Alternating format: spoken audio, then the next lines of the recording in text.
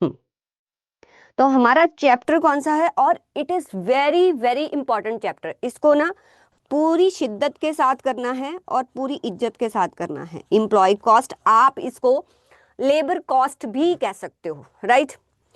अब जैसे कि हमने कॉस्ट शीट किया था, अगर आपको याद हो तो जब हमने कॉस्ट शीट बनाया था, आपने कॉस्ट शीट बनाया था, तो आपने वहां पर जो है बहुत सारे मीन्स किसी प्रोडक्ट को बनाने के लिए मेरे बच्चे उस पर मटेरियल वगैरह लगता है और उस पर लेबर कॉस्ट भी लगती है, ठीक है। ये दोनों एलिमेंट्स हम लिखते हैं।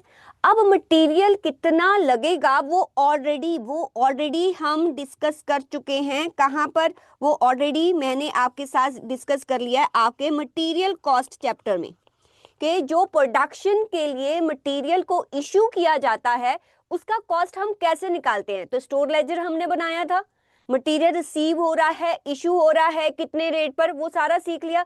तो वहीं से कॉस्ट उठ के आपकी कॉस्ट शीट में जाती है, कहां पर? यहां पर। तो ये कॉस्ट तो हमने देख ली कैसे कैलकुलेट होती है, बट कॉस्ट शीट का नेक्स्ट एलिमेंट जो होता है वो क्या होता है? Labour cost. अब लेबर कॉस्ट को कैसे कैलकुलेट किया जाएगा, ये है आज का चैप्टर, जिसको हम एम्प्लॉय कॉस्ट भी कहते हैं। मीन्स यहाँ पर जो अमाउंट हम लिखते हैं, ठीक है, कॉस्ट शीट बनाते टाइम, वो अमाउंट कैसे आती है उसको हमने डिस्कस करना है। अब अगर मैं एम्प्लॉय कॉस्ट या लेबर कॉस्ट की बात करूं, तो ये भी आपकी टू टाइप्स की होती है। एक होती है डायरेक्ट और एक होती है इनडायरेक्ट। डायरेक्ट लेबर कॉस्ट का मतलब क्या होता है, यहां पर हम दोनों डिस्कस करेंगे, ठीक है। कि डायरेक्ट लेबर कॉस्ट का मतलब क्या होता है, वो वाला कॉस्ट, ठीक है, जो कि आप किसी प्रोडक्ट या किसी सर्विस के साथ डायरेक्टली आइडेंटिफाई या ट्रेस कर सकते हो। किसी भी प्रोडक्ट के साथ डायरेक्टली आइडेंटिफाई कर सकते हो कि इसको बनाने के लिए हमने उस पर्टिकुलर लेबर या वर्कर को कितने पैसे दिए होंगे। अगर कोई लेबर जो है इस पेन को बना रहा है और एक एक पेन बनाने के लिए हम उसको 100 रुपीज देते हैं, तो डायरेक्टली ट्रेसेबल है कि 100 रुपीज उसको दिए जाते हैं। और ऐसा नहीं है कि आप उसके बेसिक वेज को कंसीडर करोगे। आपने टैक्सेशन में भी पढ़ा होगा कि जो भी हम इंप्लॉइज को कंपनसेशन देते हैं in return of his services, उसको हम वेजेस कहते हैं, उसको हम सैलरीज भी कहते हैं। देखो, कॉस्ट अकाउंटिंग स्टैंडर्ड 7 कहता है, आप चाहे उसका कोई भी नाम लो, आप उसको बेच के नाम से पुकारो, आप उसको सैलरी के नाम से पुकारो, हम तो उसको एम्प्लॉय कॉस्ट कहेंगे, ठीक है। आप कोई भी नाम उसका ले सकते हो। तो आप जो है, जो भी वर्कर्स को, जहाँ आप किसी भी एम्प्लॉय को पैसा देते हो, तो एक तो बेसिक वेजेस देते हो, ठीक है। फिर आपको पता है आप उनको बहुत सारे अलाउंसेस भी देते हो, जो कि आपने टैक्सेशन में कहा, मतलब कि किया होगा कि आप उनको डीए डियरनेस अलाउंस देते हो, हाउस रेंट अलाउंस देते हो, ट्रैवलिंग अलाउंस देते हो, एंड बहुत सारे अलाउंसेस है, ठीक है। वो सारे ऐड कर दो। अच्छा, पता है वर्कर के लिए ना जो एम्प्लॉयर होता है उसके प्रोविडेंट फंड में कुछ जो है वो कह लो कि कंट्रीब्यूट करता है। देखो, उसकी कॉस्ट, लेबर कॉस्ट का मतलब पता क्या है, कि जितना भी बेनिफिट आपने लेबर को पास किया है, बेनिफिट किसी भी फॉर्म में हो सकता है, benefit in the form of basic veg, DA, travelling allowance, या आप उसके नाम पर प्रोविडेंट फंड में कंट्रीब्यूशन कर रहे हो, आप जो भी उसके नाम पर उसको मॉनेटरी फॉर्म में दे रहे हो, क्या मॉनेटरी फॉर्म में, जो हम यहाँ पर रिकॉर्ड कर सकते हैं, उसको हम लेबर कॉस्ट जो है वो कंसीडर करेंगे। तो अगर आपको क्वेश्चन में ना बेसिक वेज आ जाए, डीए आ जाए, एचआरए आ जाए, ठीक है, वो सारा कुछ आपने ऐड करके टोटल लेबर कॉस्ट निकालनी है। बट ऐसा कोई क्वेश्चन आता नहीं है।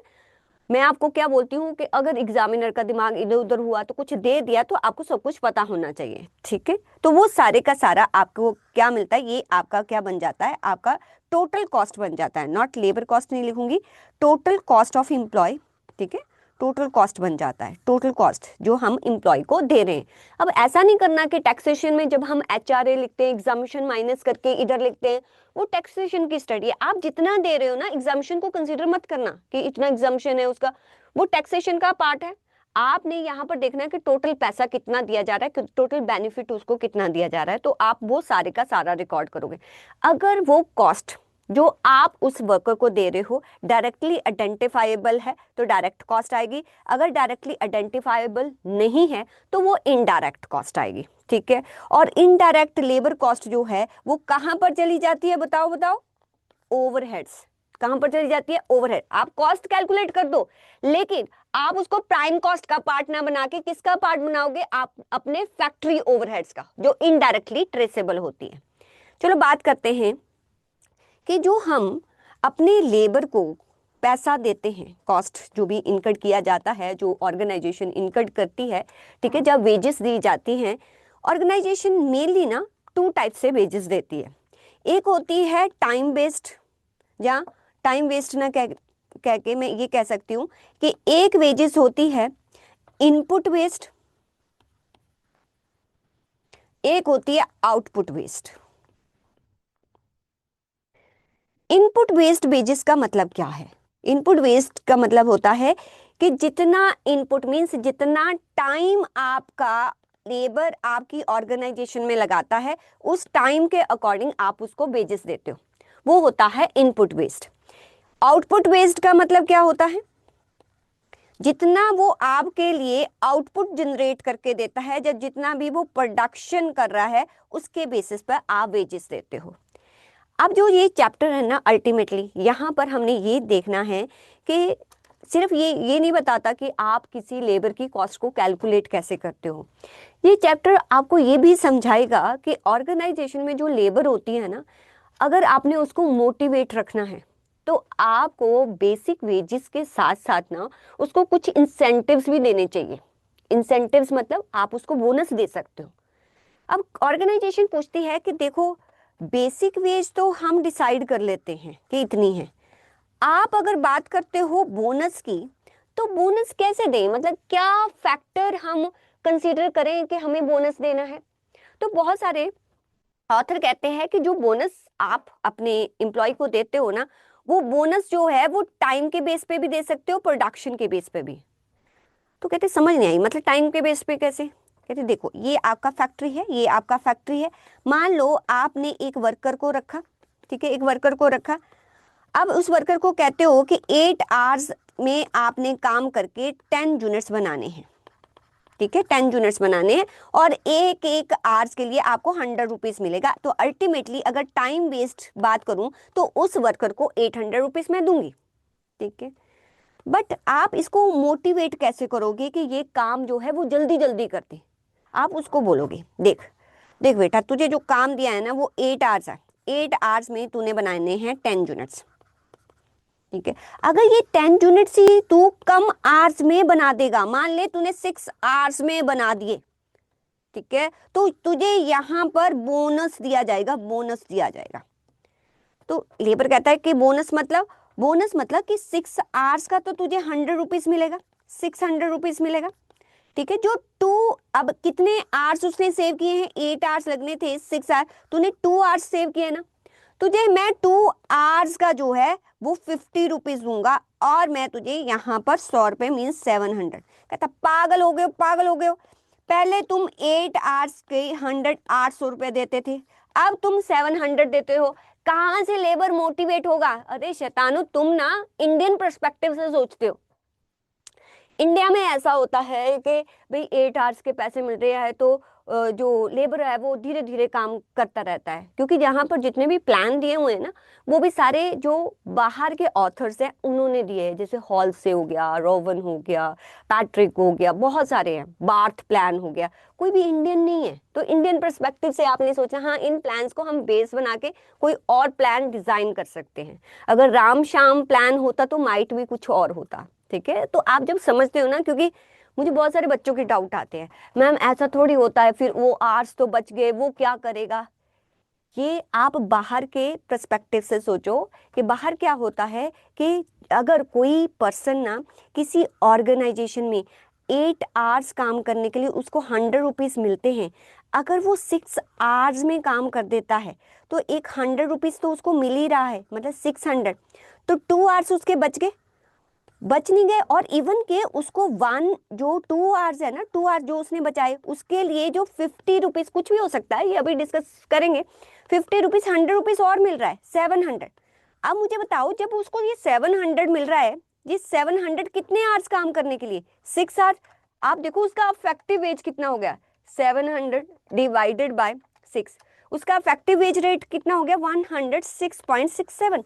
जबकि पहले उसको 1 आवर का कितना मिल रहा था, 100 रुपए, अब कितना मिल रहा है, 116.67। और ये 2 आवर बचा है ना, वहां पर ऑप्शंस बहुत होती हैं। 6 आवर यहाँ पर काम करो, 2 आवर्स आप कहीं और काम करो, आपका वेजेस जो है वो इंक्रीज हो जाएगा। तो बाहर के बहुत सारी ऑर्गेनाइजेशन में ना ऐसे काम होता है, वो उनको बोलते हैं कि इतना काम करना है, ठीक है, 8 आवर्स लगते हैं, अगर आप कम टाइम में कर दोगे ना तो हम आपको बोनस देंगे।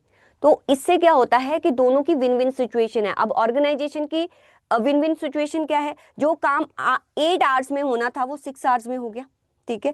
पहले वो 8 आवर्स का जो काम था, ठीक है, उसके लिए पैसे देता था, अब वो सिर्फ और सिर्फ कितने आवर्स के लिए पैसे दे रहा है, अल्टीमेटली उसको और सिर्फ 7 आवर्स के पैसे, पहले 8 आवर्स के लिए देता था 7, 1 आवर के पैसे बच गए ना ऑर्गेनाइजेशन में। और जब एम्प्लॉय काम कर रहा होता है ना, तो इलेक्ट्रिसिटी होती है और बहुत सारे खर्चे, वो सारे खर्चे बच जाते हैं। तो इसलिए ऑर्गेनाइजेशन का ये फायदा होता है, कम आवर्स में अगर ज्यादा काम हो जाए। मशीनरी भी नहीं तो इतनी देर चलती रहती है। और वर्कर का क्या फायदा होता है, 6 आवर्स काम करता है, 7 आवर्स के पैसे ले जाता है, तो उसका टाइम भी बचता है। तो टाइम इज मनी, उनके लिए टाइम मनी है, तो वो टाइम बचा वो कहीं और काम कर सकता है। ऑर्गेनाइजेशन का टाइम बच गया तो उसमें वो अपने रिसोर्सेज को कहीं और जो है वो अप्लाई कर सकती है।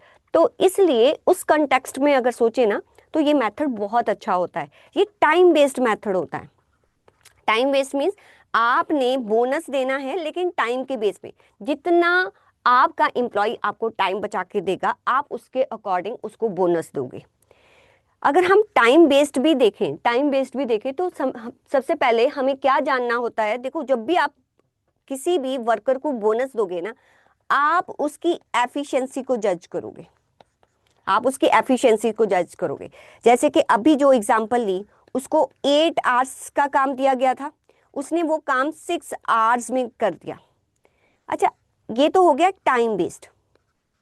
ऐसे ही आउटपुट बेस्ड भी तो एफिशिएंसी जज हो सकती है ना, कि अगर हमने उसको बोला कि 100 यूनिट्स बनाने हैं, उसने आपको बना के दिए 120 यूनिट्स, तो मुझे बताओ कि यहाँ भी तो लेबर आपका एफिशिएंट ही है ना, क्योंकि आपने 100 यूनिट्स बोले थे, उसने 120 यूनिट बना दिए। तो जब आप यहाँ पर एफिशिएंसी की बात कर रहे हो, देन एफिशिएंसी आप किस कंटेक्स्ट में देख रहे हो, आउटपुट। जब आप टाइम में एफिशिएंसी देख रहे हो तो किस कंटेक्स्ट में आप एफिशिएंट उसको देख रहे हो, टाइम के कंटेक्स्ट में। अब मुझे बताओ, थोड़ा सा अपना मैथमेटिक्स लगाना है आपने। मैंने कहा कि 8 आवर्स का काम उसने 6 आवर्स में कर दिया। मैथ्स किया होगा ना आपने, बताओ तो वर्कर कितना एफिशिएंट है, कितना एफिशिएंट है, कैसे निकालोगे? 2 आवर्स एफिशिएंट है, नहीं नहीं परसेंटेज में बताओ बेटा, कितना एफिशिएंट है वो। अच्छा चलो ऐसे मत बताओ, रुको रुको रुक जाओ। मैंने कहा 100 यूनिट्स बनाने हैं, उसने बनाए 120 यूनिट्स। रुको, फिर बताना 120 यूनिट्स, अभी मैं बताती हूँ।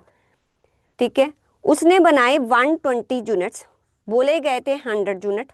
ठीक है, ये क्या है, आपका actual output divided by standard output into 100। तो मेरा आ गया 120%। इस परसेंटेज का मतलब समझते हो, इस परसेंटेज का मतलब है कि लेबर मेरा 120% एफिशिएंट है। अगर उसको 100 यूनिट्स बनाने होते हैं ना, तो वो 120 यूनिट मतलब 20% ज्यादा एफिशिएंट है।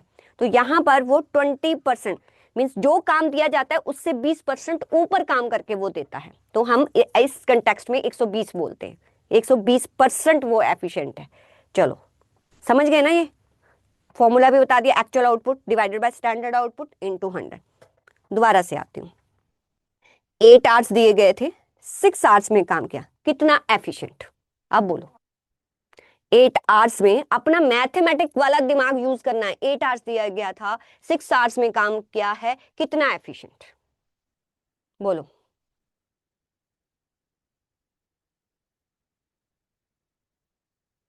25% एफिशिएंट। अबे दोस्तों ऐसे बताओ, मैंने यहां बताया ना तुम्हें 120% एफिशिएंट। अगर मैं आउटपुट के कंटेक्स्ट में बोलूं, इसके इसके कंटेक्स्ट में बताओ कितना परसेंट एफिशिएंट। 125। और कोई? और कोई? 75। ऐसे ऐसे कशिश बोलोगे तुम, बेचारा एक तो आपका जो लेबर है वो 8 घंटे का काम 6 घंटे में कर देता है, तुम कह रहे हो कि तू 75% एफिशिएंट है, वो तो कम हो गया। इट मीन्स के अगर उसको जो काम दिया जाता है उसकी एफिशिएंसी कम होकर 75% आ जाती है। 75%, यही आप जो है क्वेश्चन में भी वो करके आते हो गलती। 75%, अगर मैं कहूँ ना ये वाला वर्कर जो है 75% एफिशिएंट है, ये वाला वर्कर जो है, दो वर्कर खड़े कर देती हूँ, अब मुझे तुम बताना, मैं परफॉर्मेंस एवेलुएट कर रही हूँ, मैं कह रही हूँ ये 120% एफिशिएंट है, मैं कह रही हूँ ये 75% एफिशिएंट है। अरे ये तो 100% भी नहीं है, मतलब इसकी एफिशिएंसी तो कितनी लो है, मतलब अगर, हाँ 175%, हाँ एक और, ठीक है 175%। अब मैं बताती हूँ, मुझे नहीं पता कौन से फॉर्मूला तुमने लगाए हैं। देखो अगर बच्चा टाइम के बेस्ड पर आपने एफिशिएंसी निकालनी हो ना, पता कैसे निकालते हैं? स्टैंडर्ड जो भी आपका इनपुट होता है divided by actual input. Standard input कितना? 8 आवर्स। एक्चुअल इनपुट कितना? 6 our into 100। 8 divided by 6 into 100 करो। 8 डिवाइडेड बाय 6 इंटू 100 कितना आया? 133%। ठीक है, 133.33% आएगा। इट मीन्स कि जो भी काम उस पर्सन को दिया जाता है उस काम में वो 33% ज्यादा एफिशिएंट है। इसलिए मैंने आपसे ये पूछा, क्योंकि जब आपको टाइम बेस्ड पूछा जाता है ना, टाइम बेस्ड पूछा जाता है, आप क्या करते हो, आप ये सोचते नहीं हो कि ऊपर क्या आएगा, आप दोनों में ना ये कंफ्यूज हो जाते हो कि यहाँ तो एक्चुअल आउटपुट ऊपर आया, यहाँ एक्चुअल इनपुट नीचे आया। हमेशा जब इस फॉर्मूला को याद करना है ना, कैसे लॉजिक लगा के करना है। देखो बेटा, अगर मैं आउटपुट के कंटेक्स्ट में सोचूं तो मैं क्या चाहूंगी कि क्या ज्यादा हो, एक्चुअल आउटपुट ज्यादा हो ना। अगर ये ज्यादा होगा मतलब कि यहाँ ऊपर जो न्यूमरेटर है वो ज्यादा होगा तो मेरी परसेंटेज भी ज्यादा आएगी। ठीक है, आप सोचो ना, आउटपुट के बेस में मेरा लेबर तब एफिशिएंट होगा जब उसका एक्चुअल आउटपुट ज्यादा होगा। ठीक है, बट टाइम के कंटेक्स्ट में सोचूं तो मेरा लेबर तब एफिशिएंट होगा अगर उसको दिया गया टाइम, स्टैंडर्ड टाइम ज्यादा होगा, मतलब न्यूमरेटर, हमेशा न्यूमरेटर ज्यादा होगा तो परसेंटेज ज्यादा आएगी। ठीक है, तो इस कंटेक्स्ट में, टाइम के टाइम कंटेक्स्ट में जब सोचते हो तो जब दिया गया टाइम ज्यादा होगा तब मैं एफिशिएंट होंगी, तो स्टैंडर्ड टाइम ऊपर रखा जाता है और एक्चुअल टाइम नीचे रखा जाता है। तो हमेशा इस बात को ध्यान देना है, कभी भी गलती नहीं करना, क्योंकि इतने सारे फॉर्मूलाज आएंगे तो यहाँ पर मिस्टेक हो जाती है। क्लियर कि हमें टाइम के कंटेक्स्ट में एफिशिएंसी पूछी गई हो तो कैसे हमने कैलकुलेट करनी है, आउटपुट के कंटेक्स्ट में अगर हमें एफिशिएंसी पूछी गई हो तो हमें कैसे कैलकुलेट करनी है। तो एक बार सुंदर सुंदर लिख देते हैं। अगर हमने एफिशिएंसी कैलकुलेट करनी है, calculation of efficiency when output given, तो कैसे कैलकुलेट करेंगे? अब तुमने वो क्लास देखी होगी, अब उस क्लास में मैंने क्या क्या समझाया था, ऐसे मेरे को ना लाइन बाय लाइन तो याद नहीं होता, आई ट्राई कि मैं सारे कॉन्सेप्ट वो आपको रिकॉल करवाऊं। ठीक है, उसमें आउटपुट के कंटेक्स्ट में हम कैसे कैलकुलेट करेंगे, हमारा एक्चुअल आउटपुट ज्यादा होना चाहिए, स्टैंडर्ड आउटपुट कम होना चाहिए, तभी मेरा लेबर एफिशिएंट होगा, तभी उसको बोनस देने की बात आएगी, अदरवाइज नहीं। सेकंड, अगर कैलकुलेशन हमने करनी हो, इंपॉर्टेंट लिखना, ये बहुत बार यूज होगा चीजें, एफिशिएंसी व्हेन टाइम ब्रैकेट में इनपुट गिवन। अगर इनपुट के, क्योंकि टाइम तो आप लगाते हो, आउटपुट आप, और जो प्रोडक्शन आप जनरेट करते हो, इसलिए मैं इनपुट और आउटपुट यूज कर रही हूँ। तो इसके कंटेक्स्ट में अगर मुझे कैलकुलेट करना हो तो जितना मेरा स्टैंडर्ड टाइम होगा और जो मेरा एक्चुअल टाइम होगा मल्टीप्लाई बाय 100, तो मेरी एफिशिएंसी आ जाएगी। ठीक है, ये दो चीजें आप याद रखेंगे। एक और कंसेप्ट कराती हूँ, पहले वो कराऊं कि कुछ और समझाती हूँ? रुको, अब मैं समझाती हूँ कि अगर हमें, मतलब ऐसे निकाल के हम जो है ये निकाल लेंगे कि हमारा वर्कर एफिशिएंट है या इनएफिशिएंट है। ठीक है, ये हम कैलकुलेट कर लेंगे। अब अगर तो एफिशिएंट होगा तो मैं क्या करूंगी, मैं उसको और मोटिवेट करना चाहूंगी। तो मोटिवेट कैसे करूंगी, उसको दिया जाएगा बोनस। अगर वो इनएफिशिएंट होगा तो क्या उसको बोनस मिलेगा, नहीं। इसलिए वर्कर हमेशा काम यही चाहेगा कि वो एफिशिएंट रहे, क्योंकि उसको बेसिक वेज के ऊपर भी कुछ मिलने वाला है, बोनस। अब क्वेश्चन ये अराइज होता है कि जो बोनस दिया जाता है, जो बोनस दिया जाता है वो कैलकुलेट कैसे होगा, कैलकुलेट कैसे होगा। देखो हमारे पास दो बहुत ही फेमस मेथड दिए गए हैं। एक दिया गया है हॉलसे मेथड, एक दिया गया है रोवन मेथड। रोवन कोई रावण का छोटा भाई होगा, ठीक है। हॉलसे एंड रोवन, ये दो मेथड है।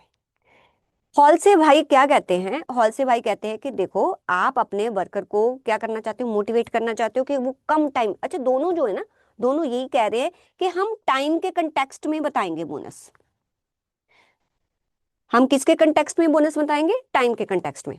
अगर जो टाइम तुमने अपने लेबर को दिया, वर्कर को दिया, अगर उसने उस टाइम से कम टाइम में काम कर दिया तो आप उसको बोनस देना, अदरवाइज नहीं। तो हमने कहा कि चलो ठीक है, वो कम टाइम में काम कर लेगा, बोनस कितना दे ये तो बताओ। तो हॉल से कहता है मैं आपको एक ना फॉर्मूला बताता हूँ। हमने कहा फिर बताओ, देर किस बात की है, बता दो फॉर्मूला। वो कहता है देखो फॉर्मूला पता कैसा होगा, आप ऐसे करो, आप पहले देखो कि उस वर्कर को टाइम अलाउ कितना किया गया है, ठीक है, वो बताओ। हमने कहा उसको दिए गए 8 आवर्स, ओके। फिर उसने टाइम जो है कितना टाइम टेकन किया, हमने कहा उसने टाइम टेकन किया 6 आवर। अच्छा, उसने टाइम कितना सेव किया, हमने कहा टाइम सेव किया 2 आवर्स। पूछ क्यों रहे हो, माइनस करके देख लेना था। उसने कहा ठीक है 2 आवर्स सेव किया।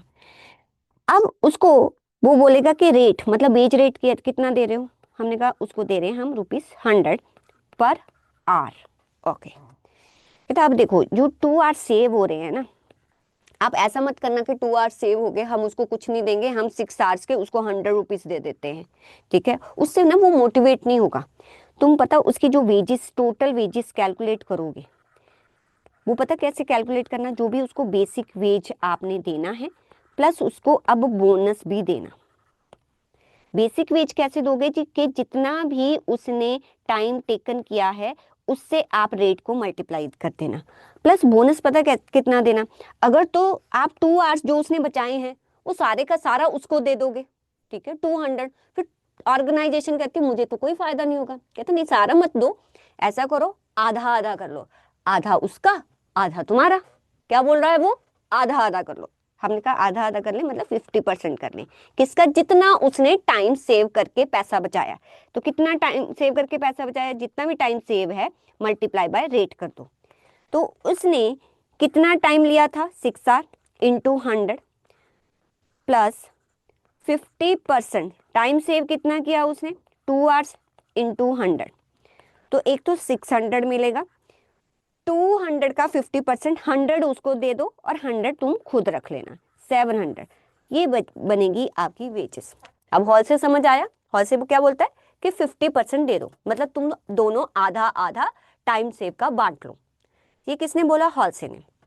रोमन क्या कहता है, रोमन कहता है मैं ना इस हॉल से की बात से एग्रीड नहीं हूँ, नहीं, मतलब ऑलवेज 50% ऐसे थोड़ी होता है। अगर वो ज्यादा टाइम सेव कर रहा है तो तुम जो है उसको उसके अकॉर्डिंग सोचो ना। कहते फिर तुम क्या कह रहे हो, कहता तुम बताओ कि टाइम अलाउड कितना था, हमने कहा 8 आवर्स। कहता अच्छा ठीक है, टाइम टेकन कितना था, हमने कहा 6 आवर्स, ओके। टाइम सेव कितना है, हमने कहा 2 आवर्स, सब कुछ पूछी जा रहे हो तुम। Rate ₹100, okay. वो कहता है बोनस तो देखो मैं भी दिलवाऊंगा। तो उसकी टोटल वेजेस जो है कैलकुलेट होगी, जो भी बेसिक वेज है आप उसमें बोनस ऐड कर देना।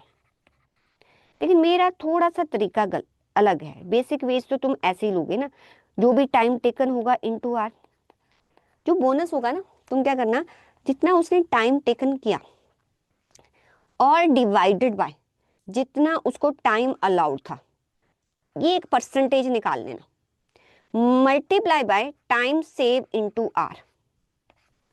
मतलब जो टाइम सेव उसने किया उसको सीधा 50% मत दो, यहाँ पर बस थोड़ा सा ध्यान से सुनना, ठीक है, यहाँ से एमसीक्यू बन जाता है, इससे थोड़ा सा ध्यान से सुनना।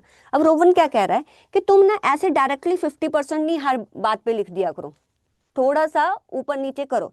देखो अगर तो उसने टाइम टेकन किया है 6 आवर्स और टाइम अलाउड था कितना 8, ठीक है, तो इसका एक परसेंटेज बन जाएगा, मल्टीप्लाई बाय टाइम सेव कितना है, टाइम सेव कितना है 2 आवर्स इंटू 100। अब 200 का देखो 200 जैसे जैसे बोलो फिर कैलकुलेट करके दिखाना, मल्टीप्लाई बाय 6 डिवाइडेड बाय 8 किया, कितना आया 150। अब इसमें इसको बोनस ज्यादा मिल रहा है 150, ठीक है, इसमें बोनस कितना मिला था 100। अब यहीं से आगे कहानी स्टार्ट होती है।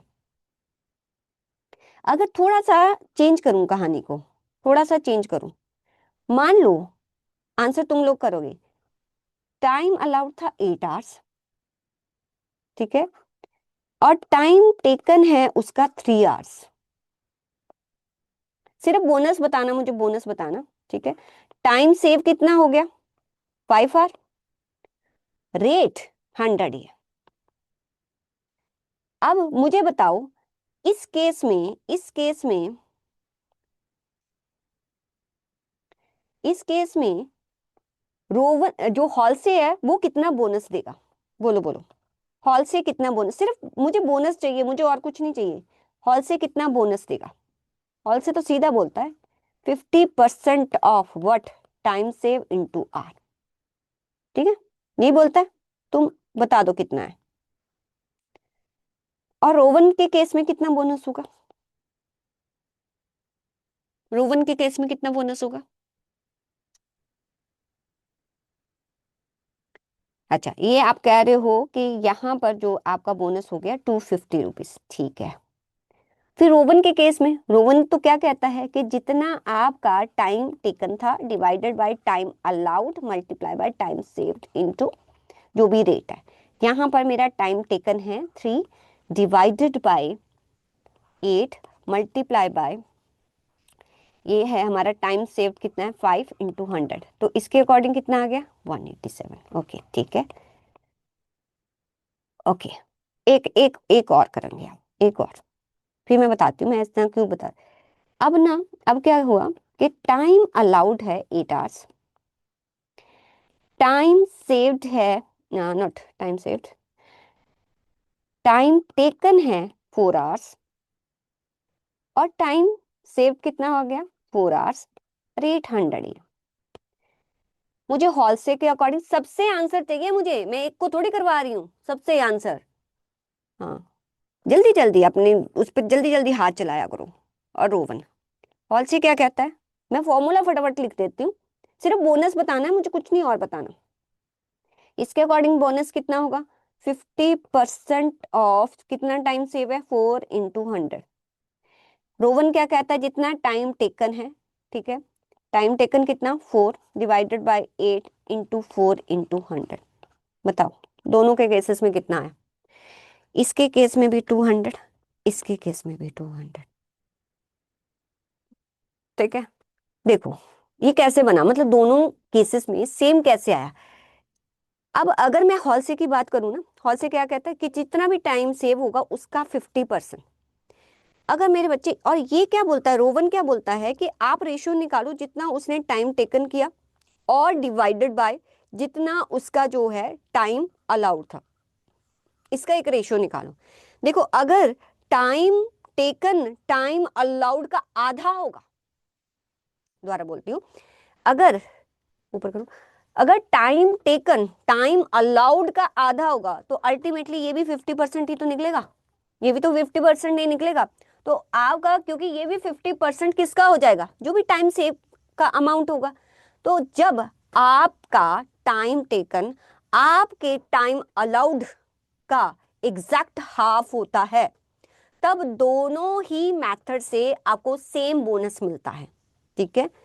लेकिन लेकिन लेकिन अगर आपका टाइम टेकन आपके टाइम अलाउड के हाफ से भी कम होता है, द्वारा अगर आपका टाइम टेकन आपके टाइम अलाउड से हाफ से भी कम होता है, देन उस केस में हॉलसे का बोनस कम होता है, सॉरी रोवन का बोनस कम होता है, हॉलसे का ज्यादा होता है। अगर अगर यहाँ पर अगर आपका टाइम टेकन जो है आपके टाइम अलाउड के हाफ से ज्यादा होता है, हाफ से ज्यादा है, ठीक है, उस केस में रोवन का बोनस जो है वो ऑलवेज ज्यादा होगा एज कंपेयर टू हॉल से। अब अगर इसमें अब एमसीक्यू घुमा फिरा के बोलेगा तो आपको पता ही है 50% टाइम पर दोनों के बोनसेस सेम है। 50% से ज्यादा तो हॉलसे का बोनस ज्यादा है, 50% से नीचे तो रोवन का बोनस ज्यादा है। Is it clear? क्या उल्टा बोला मैंने?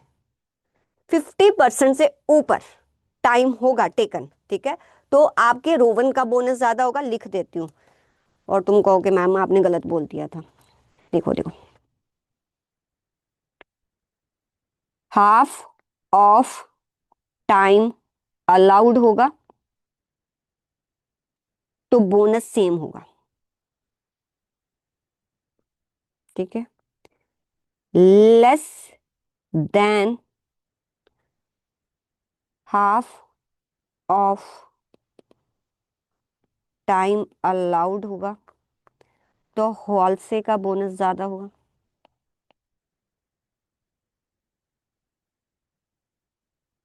मोर देन रोवन,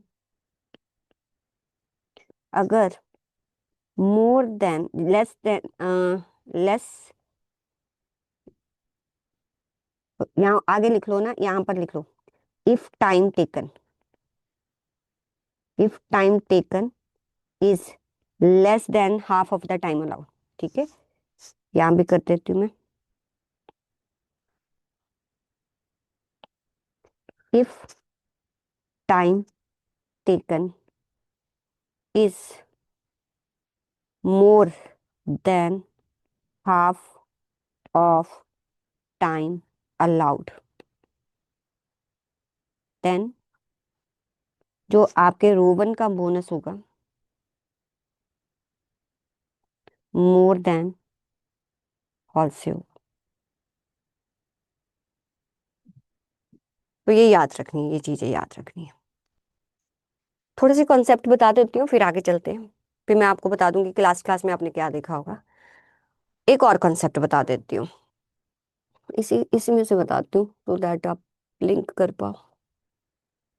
मान लो हम्म, आपको ना कुछ ऐसे दिया हुआ है, आपको उसने बोला है कि स्टैंडर्ड टाइम, ठीक है, उसने ये नहीं बताया कि कितना टाइम एक्चुअल में लगना चाहिए, वो ऐसे बोल रहा है कि standard time to manufacture 1 unit,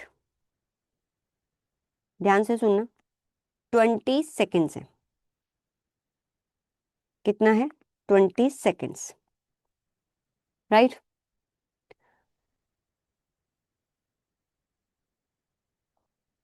और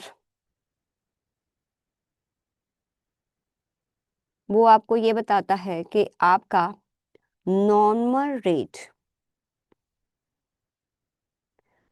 पर आवर, ये इंपॉर्टेंट कंसेप्ट है, भूलने नहीं है, अलग से इसलिए लिखवा रही हूँ, पर आवर जो है वो 1.80 है, ये पर आवर है। और कोई ए पर्सन है, ठीक है, जो कि 1300 यूनिट्स जो है वो per day of 8 hours produce करता है। अब कहानी पता कहाँ से स्टार्ट होती है? कहानी स्टार्ट होती है कि अगर हम वर्कर को टाइम के अकॉर्डिंग ना बेसिस देके हम आउटपुट के अकॉर्डिंग बेसिस देते हैं,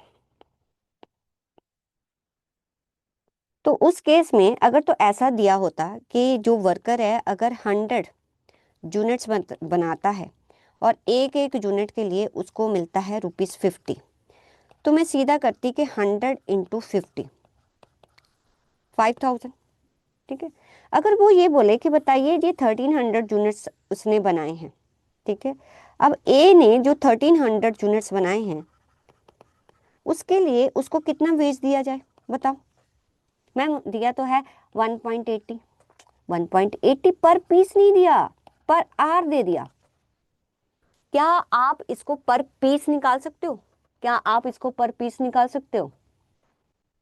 इसने क्या बोला कि नॉर्मल रेट पर आर 1.80 और standard time to manufacture 1 unit कितना 20 सेकेंड। ऐसे ना कैसे एनालाइज करना है, वो ये कह रहा है कि 1 यूनिट को बनाने के लिए कितने लगते हैं 20 सेकेंड्स। ठीक है, तो बताओ पूरे एक आर में ये बेजिस जो दिया हुआ है 1 आवर का है। ठीक है, तो अब ये देखो ना कि 1 आवर में कितने यूनिट्स बन जाएंगे। जितने 1 आवर में अगर इसको ना लो, ऐसे मैं बोलूं कि जो आपका 1 आवर का बेसिस है 50 रुपीज, चलो वो तो थोड़ा 50 रुपीज है, और एक आवर में जो यूनिट्स बनते हैं वो बनते हैं आपके अराउंड 10 यूनिट्स। तो मुझे बताओ 1 यूनिट का कितना आप पे कर रहे हो, आप 1 यूनिट के लिए कितना पे कर रहे हो, ऐसे बताओ। मैंने कहा कि 1 आवर में 1 आवर का जो पेमेंट करते हैं हम 50 रुपीज, और 1 आवर में बनते हैं 10 यूनिट्स, तो 1 यूनिट के लिए कितना पे करते होंगे?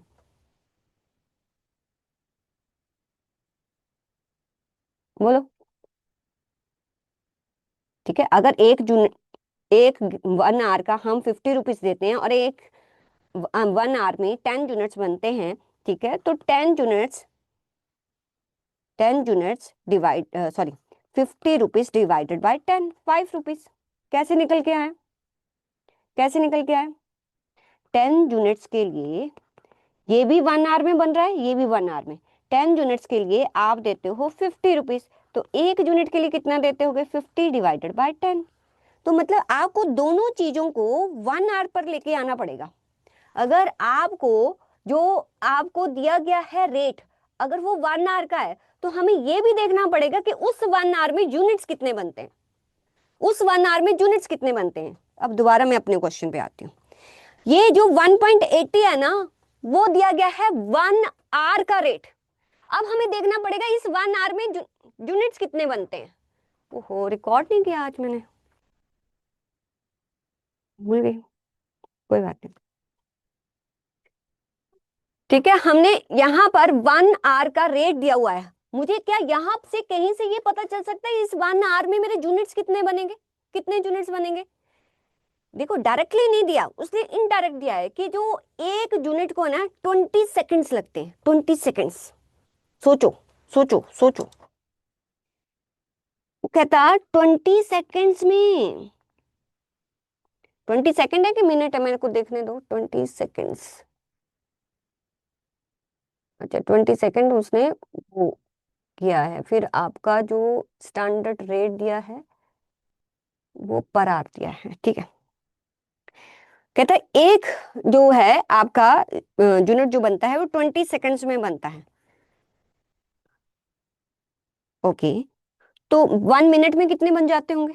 1 मिनट में कितने बन जाते होंगे? मतलब 60 सेकेंड में कितने बन जाते होंगे? कैसे निकालोगे?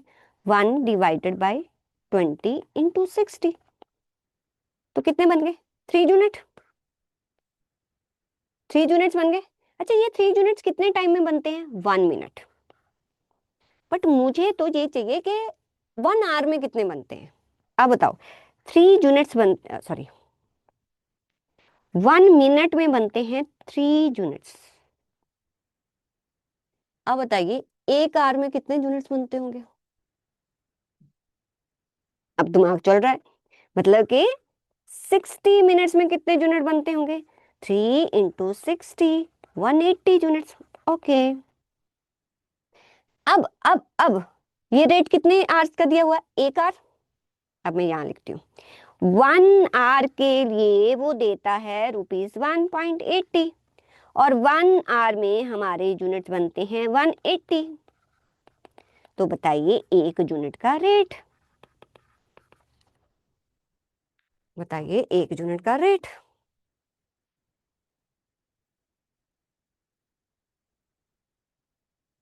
बताओ 1 यूनिट का रेट।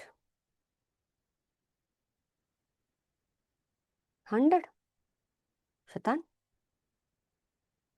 मैं लिख के दिखाती हूँ, मैं लिख के दिखाती हूँ, मैं लिख के दिखाती हूँ। हम, मैं इसे ऐसे लिखूं, 180 यूनिट्स के लिए हम देते हैं ₹1.80। एक यूनिट के लिए मैं कितने पैसे दूंगी? आप बोलो, मैं ऐसे लिखूं? ठीक लिखा ना? ये यूनिटरी मेथड बचपन से किया हमने।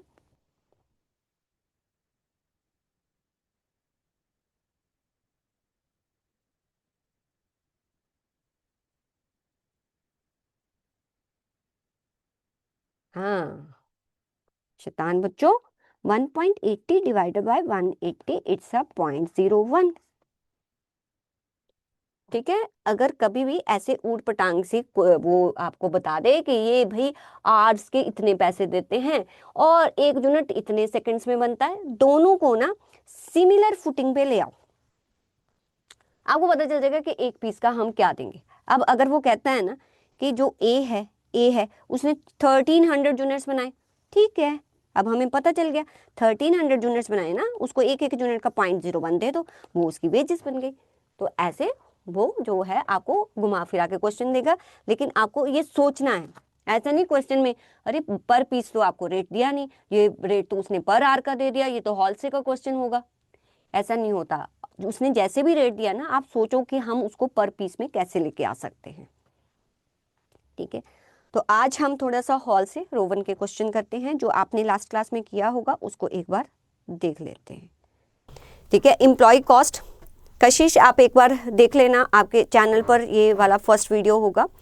इस क्लास में आपको जो कॉस्ट अकाउंटिंग 7 है वो आपकी लेबर कॉस्ट के साथ डील करता है। वो कहता है कि लेबर कॉस्ट क्या होता है, कोई भी एक्सपेंडिचर जो एसोसिएट होता है आपके वर्कर्स को जो भी सर्विसेज देते हैं उनको कंपनसेट करने के लिए।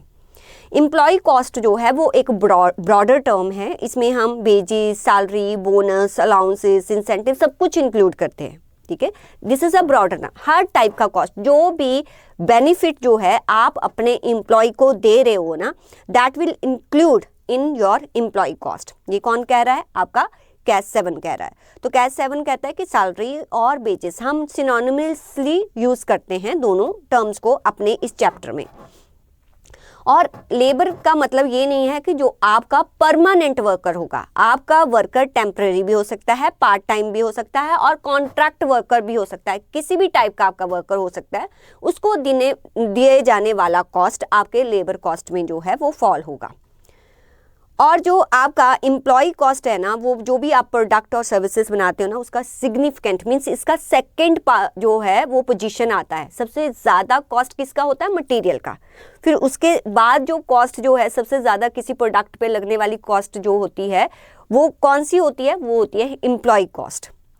और जो हमारा एम्प्लॉय होता है वो 2 टाइप्स का होता है, एक डायरेक्ट होता है, एक इनडायरेक्ट। डायरेक्ट मैं बात करूं जो डायरेक्टली प्रोडक्शन में इन्वॉल्व होता है, जो कि डायरेक्ट आइडेंटिफाई जिसका कॉस्ट किया जा सकता है किसी भी एक पर्टिकुलर प्रोडक्ट के साथ, उसको डायरेक्ट एम्प्लॉय कॉस्ट कहते हैं। ऐसा एम्प्लॉय जो कि एक एक प्रोडक्ट के साथ आइडेंटिफाई नहीं होता वो इनडायरेक्ट होता है, जैसे कि सुपरवाइजर हो गया, अकाउंटेंट हो गया, कोई भी आपका एडमिनिस्ट्रेटिव स्टाफ हो गया। वो डायरेक्टली प्रोडक्शन में इन्वॉल्व नहीं होते, लेकिन उनका प्रेजेंस जो है वो जरूरी होता है प्रोडक्शन को कैरी आउट करने के लिए। हमेशा एक बात ध्यान रखनी कि जो भी रेमुनरेशन आप अपने नॉन एग्जीक्यूटिव डायरेक्टर्स को देते हो, ठीक है, जो एग्जीक्यूटिव डायरेक्टर नहीं होते, नॉन एग्जीक्यूटिव डायरेक्टर आपने अपने लॉ में पढ़ा होगा कि कौन से होते हैं, उनको जो भी आप पेमेंट करते हो, जो भी रेमुनरेशन देते हो, वो कभी भी आपकी एम्प्लॉय कॉस्ट का पार्ट नहीं बनेगा। फिर आप सोचोगे कि वो कहाँ जाएगा? उनको देने वाला पैसा जो है आप कॉस्ट शीट में एडमिन ओवरहेड्स होते हैं ना, उसमें इंक्लूड करोगे कि वो आपके एडमिनिस्ट्रेशन ओवरहेड्स हैं। और उसके बाद जो लेबर कॉस्ट है ना, मतलब लेबर कॉस्ट को हैंडल करना it's very very complicated task. Why it is so? Because एक ह्यूमन बिहेवियर को समझना सबसे मुश्किल काम होता है, इसमें ह्यूमन बिहेवियर इन्वॉल्व होता है। इसलिए जब आप उस कॉस्ट को कंट्रोल भी करना चाहते हो ना, तो आपको हर एस्पेक्ट का ध्यान रखना पड़ता है। आप किसी भी एम्प्लॉय को कोई पेमेंट कर रहे हो, अगर आप उस एम्प्लॉय की पेमेंट को डिडक्ट करोगे विदाउट गिविंग एनी रीजन, ठीक है, तो आप पर केस हो जाएगा। इसलिए किसी भी ऑर्गेनाइजेशन में किसी भी एम्प्लॉय का जो टाइम, कितने टाइम वो ऑर्गेनाइजेशन में रहा, कितने टाइम उसने वर्क किया, वो सब कुछ रिकॉर्ड करना बहुत ज़रूरी होता है।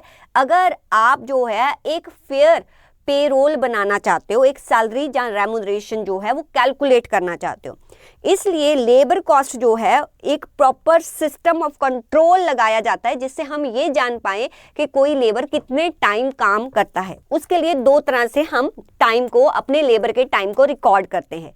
पहला होता है टाइम कीपिंग और दूसरा होता है टाइम बुकिंग। टाइम कीपिंग का मतलब कि फैक्ट्री के गेट से जब वो अंदर आया और जब वो इवनिंग में फैक्ट्री गेट से बाहर गया, मीन्स अगर वो 9 o'clock आया, 6 o'clock गया, तो ये पूरे आवर्स जो होंगे बीच के, वो सारे के सारे आवर्स वो ऑर्गेनाइजेशन में रहा, बट इट डजंट मीन उन आवर्स में उसने प्रोडक्शन किया है। हम समटाइम्स ये जानना चाहते हैं कि ऑर्गेनाइजेशन में लेबर तो मेरा आया है, लेकिन उस लेबर ने काम कितनी देर किया है, वो हमें उसकी एफिशिएंसी को कैलकुलेट करने के लिए जानना जरूरी होता है। तो अगर हम ये जानते हैं कि जब वो हमारी ऑर्गेनाइजेशन में आया, उसके बाद उसने काम कब स्टार्ट किया, कब बंद किया, अगर उस टाइम को मैं रिकॉर्ड करती हूँ तो उसको टाइम बुकिंग बोलते हैं। टाइम बुकिंग का मतलब कि मान लीजिए कि वो फैक्ट्री फ्लोर पर आ गया अराउंड 9 o'clock, बट जब वो फैक्ट्री फ्लोर पर आया तो मशीन सेट हो रही थी, ठीक है। फिर उसके बाद उसने 3 hours काम किया, फिर उसने ब्रेक लिया, फिर उसने 4 hours वर्क किया, तो अल्टीमेटली उसने कितना टाइम काम किया, वो आया तो आके ऑर्गेनाइजेशन में मान लीजिए 8 hours, कि जब गेट में आया, जब उसने गेट को छोड़ा, ठीक है। बट उसके बीच में जब वो फैक्ट्री में काम कर रहा था तो सेटअप हो रही थी मशीन, फिर उसको कोई ब्रेक भी चाहिए था, लेकिन काम तो बेटा उसने सिर्फ 7 hours ही किया है, ठीक है। ये 7 hours जो हैं, इसको क्या बोलते हैं हम, टाइम बुकिंग करना। अब ये क्यों ज़रूरी होता है, ये इसलिए ज़रूरी होता है कि जब आप अपने जो वेजेस है ना उनको रिकॉर्ड करते हो, तो हमें अपनी बुक्स में, कॉस्ट की बुक्स में ये बताना पड़ता है कि कितना नॉर्मल लॉस होता है लेबर कॉस्ट का, कितना अबनॉर्मल लॉस होता है। मतलब जब आपने इसको ध्यान से देखा, आपको ये तो पता है कि जब फैक्ट्री में वर्कर आएगा, अगर वो फैक्ट्री में 8 hours रहता है तो 7 hours तो उसको काम करना ही पड़ेगा। सिर्फ 1 hour ऐसा होता है जो कि उसका जो है काम नहीं कर सकता ड्यू टू नॉर्मल रीज़न, क्योंकि फैक्ट्री में मशीन उसी टाइम वही तो आके सेट करेगा, ठीक है। सेटअप हो रही है, फिर मशीन स्टार्ट होने में हो सकता है, उसको हीट अप होने में कुछ भी रीजंस हो सकते हैं, उसको बैठना पड़े, ठीक है। वो सारे नॉर्मल रीजंस होते हैं। और बीच में ऐसा तो नहीं हो सकता वो बेचारा कंटिन्यूसली काम करे जाए, बीच में चाय पानी कुछ तो चाहिए है उसको, तो उसके लिए भी ब्रेक चाहिए होता है, लंच भी उसने करना है, तो वो सारे ब्रेक्स काउंट करके जो है आप उसका जो है वो टाइम काउंट करते हो। तो मान लीजिए वो फैक्ट्री में तो 8 hours रहा, लेकिन 1 hour का एक नॉर्मल लॉस होता है टाइम का, तो कितने का टाइम वो काम करता है, 7 hours। मुझे बताओ, अगर मैं, अब ध्यान से सुनो, अगर मैं 8 hours के लिए उसको ये बोलती हूँ कि आप एक दिन आओगे आपको 1000 रुपीज़ मिलेगा, कितनी देर रहता है वो फैक्ट्री में, 8 hours, ठीक है। काम कितनी देर करता है, 7 hours। अगर अफेक्टिव वेज रेट उसका निकालना चाहो per hour, affective wage rate per hour, तो कितना होगा पर आवर, आप उसका अफेक्टिव वेज रेट कैसे निकालोगे, और ये क्यों ज़रूरी होता है मैं आपको बताती हूँ। आप ऐसा नहीं कहोगे कि मैम 1000 रुपीज़ है ना, डिवाइडेड बाय 8 कर दो, ठीक है। ये है उसका affective wage rate per hour. आपने वेज रेट, जब अफेक्टिव वेज रेट निकालना है ना, जिस टाइम वो काम कर रहा होगा उसी टाइम का निकालना है। इट मीन्स कि जब आप अफेक्टिव वेज रेट निकालते हो तो 1000 डिवाइडेड बाय 8 टोटल जो उसका टाइम है, माइनस आप क्या करते हो जो नॉर्मल लॉस होता है टाइम का 1, तो 1000 डिवाइडेड बाय 7, तो उसका यहाँ पर अफेक्टिव वेज रेट निकलेगा। ये हम क्यों निकालते हैं, उसके लिए जब ये वर्कर मेरी फैक्ट्री में आया तो इसने 3 डिपार्टमेंट में काम किया, A, B, C, ठीक है। इसने A डिपार्टमेंट में 2 hours काम किया, B डिपार्टमेंट में 3 hours काम किया और C डिपार्टमेंट में 2 hours काम किया। बताओ ऑब्वियसली जो लेबर का खर्चा होगा इन तीनों डिपार्टमेंट को असाइन करूंगी कि भाई तुम्हारे यहाँ पर 2 आवर्स काम किया, उसकी इतनी कॉस्ट जो है तुम अपने प्रोडक्ट को असाइन कर लो। इसको बोलूंगी तुम अपने प्रोडक्ट को, इसको बोलूंगी अपने प्रोडक्ट को। अब मुझे बताओ कि अगर आपने ऐसा किया होगा 1000 डिवाइडेड बाय 8, 1000 डिवाइडेड बाय 8 तो कितना आ गया? 1000 आ जा भाई 125। हमने कहा कि भाई देखो 2 आवर्स उसने तुम्हें दिए, 3 आवर्स तुम्हें दिए, 2 आवर्स तुम्हें दिए, तो multiply by 125, multiply by 125, multiply by 125। तो बताइए टोटल उसकी वेज कितनी बन गई? टोटल वेज कितनी बन गई? ये 250, ये भी 250 और 125 इंटू 3 375, 875। भाई 875, उसको पैसा तो तुम 1000 दे रहे हो और अपने डिपार्टमेंट्स को सिर्फ कॉस्ट असाइन कर रहे हो 875। बाकी कौन बेयर करेगा? बाकी कौन बेयर करेगा? इट मीन्स जो ये आप कॉस्ट असाइन कर रहे हो दिस इज रॉन्ग। आपको ऐसे नहीं कॉस्ट असाइन करनी है। आपको कैसे असाइन करनी है? आप ऐसे असाइन करोगे, आप कहोगे अरे उसको एक एक आर का आप कितना दे रहे हो? 1000 डिवाइडेड बाय 7। आप एक एक आर का 142.85 रुपीज दे रहे हो। कितना दे रहे हो? 142.85। अगर डिपार्टमेंट ए में जब प्रोडक्ट ए को 2 आवर्स दिए, इसको भी 2 आवर्स, इसको 3 आवर्स, तब टोटल तो 1000 होगा ना, तभी तो आप इनसे चार्ज करोगे। इसलिए जब भी आप किसी डिपार्टमेंट या किसी प्रोडक्ट को जो कॉस्ट असाइन करते हो तो असाइन कैसे करनी है? आपने अफेक्टिव वेज रेट असाइन करनी है। आप जो है वो affective wage rate per hour कैसे निकालोगे? उसका फॉर्मूला क्या होता है? Total wages divided by total hours minus normal idle time, जो आपका नॉर्मल आइडल टाइम होता है। ठीक है, फिर अबनॉर्मल आइडल टाइम क्या होता है? अबनॉर्मल आइडल टाइम क्या होता है? जो नॉर्मल नहीं होता।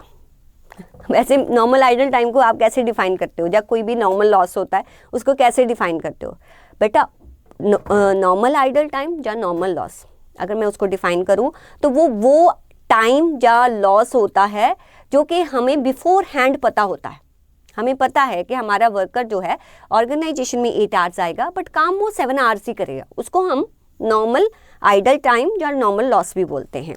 नॉर्मल लॉस क्या होता है कि अगर मैं 1000 kg जो है वो कोई भी रॉ मटेरियल लाती हूँ, मुझे पता है कि उसमें जो है 1-2 kg जो है वो हमेशा वेस्ट होता है। तो जो चीज़ मुझे ऑलरेडी पता है वो होता है मेरा नॉर्मल लॉस। ठीक है, वो चीज़ नॉर्मल होती है क्योंकि जो चीज़ आपको पता है वो नॉर्मल है। जो चीज़ कभी कभार होती है वो अबनॉर्मल होती है। ठीक है, ऐसे ही अगर तो आपको ये पता है कि वर्कर 8 आवर्स आएगा, 7 आवर काम करेगा, तो 1 आवर का नॉर्मल आइडल टाइम है। अगर एक दिन वर्कर आया 8 आवर्स के लिए लेकिन काम तो उस दिन सिर्फ उसने 3 आवर्स किया, ठीक है, यहाँ लिखूंगी, एक दिन वर्कर ऑर्गेनाइजेशन में आया 8 आवर्स के लिए बट उस दिन उसने काम सिर्फ 3 आवर्स किया। ठीक है, पर देने तो तुम्हें फिर भी 1000 रुपीज देने पड़ेंगे। मुझे बताओ और आपको क्या पता है कि 1 आवर जो होता है वो नॉर्मल आइडल टाइम होता है। ठीक है, क्वेश्चन तुमसे अफेक्टिव वेज रेट बताओ। अफेक्टिव वेज रेट बताओ, बोलो। मैं ना यहाँ पर फॉर्मूला लिखना चाहती हूँ, मेरा दिल कर रहा है। Total wages,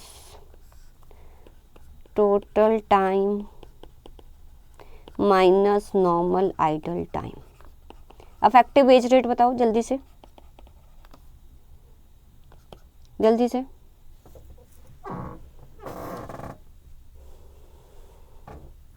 affective wage rate, affective wage rate, ये 200 किसने बताया?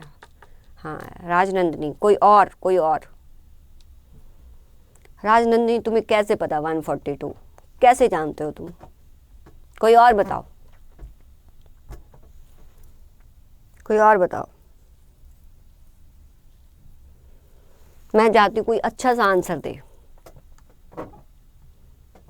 बहुत अच्छा आंसर। कहाँ गए सब? बेटा मैं आपको कुछ कह ही नहीं रही, मैं दूसरों को पूछ रही हूँ, मैं आपको जानती हूँ। इतना टाइम शैतानो, इतना टाइम। हाँ कशिश ठीक। अरे दुष्टो, अभी तो फार्मूला भी लिख दिया मैंने, वो तो वही होगा ना। इफेक्टिव एज रेट तो 142 पॉइंट, यही होगा, क्या था 85, ये तो यही होगा। इसमें सोचना क्या था, आंसर तो यही होगा। बस मैंने थोड़ा घुमा के मैंने ये 3 आवर्स लिख दिया, तो इफेक्टिव एज रेट थोड़ी तुम्हारा चेंज हो जाएगा, वो तो वही रहेगा। अरे फॉर्मूला की आत्मा को समझा करो, फॉर्मूला तो वही रहेगा। बट अब इसका ट्रीटमेंट क्या होगा कि मान लो जो 3 आवर्स उसने काम किया, उस दिन उसने ए प्रोडक्ट पर 2 आवर्स लगाए, बी प्रोडक्ट पर जो है उसने 1 आवर लगाया, ठीक है, बस इतना ही काम किया उस दिन, ठीक है। तो आप क्या करोगे, इसको 142.85 असाइन कर दोगे, इसको 142.85 असाइन कर दोगे। फिर बाकी क्या हुआ, ये तो 3 आवर्स काम हुआ, काम कितने आवर्स होना चाहिए था, 7 आवर्स। तो 7 में से 3 माइनस करो, कितना आ गया आपका, कितना आ गया, कितना बच गया, 4 आवर। इट मीन्स उस दिन जो 4 आवर है ना काम नहीं हुआ, और क्यों नहीं हुआ, कोई अबनॉर्मल कोई रीजन होगा, हमें नहीं पता, स्ट्राइक हो गई होगी, मटेरियल अवेलेबल नहीं होगा, कुछ भी हो सकता है, ठीक है। तो जो 4 आवर्स है ना उसमें 142 मल्टीप्लाई बाय 85 किया, 85 किया आपने इंटू 4, तो ये जो 571.40 है ना, ये भी आप कैलकुलेट कर लो, ये पूरा आपका 1000 रुपीज ही बनेगा। तो मीन्स ये वाला कॉस्ट तो आप इसको और इसको असाइन कर दोगे, लेकिन उस दिन जो काम नहीं हुआ उसका कॉस्ट जो है ये जाएगा कहाँ पर, ये आपके ऑर्गेनाइजेशन के कॉस्टिंग P&L में जाएगा। इसको आप किसी प्रोडक्ट पर असाइन नहीं कर सकते, क्योंकि आपकी गलती थी, आपका कस्टमर इसको क्यों बेयर करेगा, ठीक है। अगर अबनॉर्मल कोई भी रीजन है ना, उसकी वजह से काम कम हुआ है, तो जितना काम कम हुआ उसका जो भी कॉस्ट होगा वो आप अपने कॉस्टिंग P&L में ट्रांसफर कर दो। हमेशा ये याद रखना है, इफेक्टिव वेज रेट का फॉर्मूला कभी भी चेंज नहीं होगा, चाहे आप कितने आवर्स भी जो है वो अपने लेबर से काम कराओ। जितने आवर्स उसने काम किया उतने आवर्स का बर्डन अपने प्रोडक्ट पर डालो, क्योंकि उसने काम किया प्रोडक्ट के लिए। जितने आवर्स वो नहीं काम कर पाया, ठीक है, वो अगर अबनॉर्मल रीजन की वजह से है, तो आप सीधे का सीधा उसको हिट करवाओगे किसमें, कॉस्टिंग P&L में। तो ये यहाँ पर आपने कर लिया होगा। ये सारी एग्जांपल्स यहाँ पर दे रखी हैं, अबनॉर्मल आइडल टाइम की भी दे रखी हैं, इफेक्टिव वेज रेट हम कैसे निकालते हैं, और हमेशा अबनॉर्मल आइडल टाइम आपका कॉस्टिंग P&L को शिफ्ट हो जाता है। तो अगर आपको क्वेश्चन आ जाए लेबर के रेम्यूनरेशन में, अगर नॉर्मल आइडल टाइम है तो ये आपकी प्रोडक्ट का कॉस्ट बनता है, अगर अबनॉर्मल आइडल टाइम है वो कॉस्टिंग P&L का पार्ट बनता है। देखो जब नॉर्मल था, नॉर्मल आइडल टाइम था, ठीक है, तो आपने पूरे का पूरा 1000 किनको असाइन कर दिया, अपने हर एक प्रोडक्ट को। तो जो नॉर्मल टाइम का जितना भी बर्डन होता है ना, जो भी नॉर्मल लॉस होता है या नॉर्मल आइडल टाइम जो होता है, उसका बर्डन बेयर करते हैं आपके गुड यूनिट्स या आपके प्रोडक्ट्स। बट जितने भी अबनॉर्मल रीज़न की वजह से नुकसान होता है उसके लिए ऑर्गेनाइजेशन रिस्पॉन्सिबल होती है, और उसका बर्डन भी जो है वो ऑर्गेनाइजेशन ही बेयर करती है। अच्छा, ओवर टाइम भी पढ़ लिया था आप लोगों ने क्या, उसमें ओवर टाइम पढ़ा था, पर अभी फॉर द टाइम बिंग फिर मैं इसको अभी लीव कर रही हूँ, क्योंकि अभी क्वेश्चन मैंने एक भी नहीं करवाया। फॉर द टाइम बिंग इसको मैं वो कर देती हूँ। अच्छा, क्वेश्चन कौन कौन सा हुआ था राजनंदिनी, एक बार बताओ तो कि बेटा, एक क्वेश्चन कर लेते हैं, सो दैट आपका कॉन्फिडेंस तो बन जाए कि जो हमने इतना कुछ कॉन्सेप्ट सीखा उसके रिलेटेड हम कोई क्वेश्चन तो कर ही सकते हैं।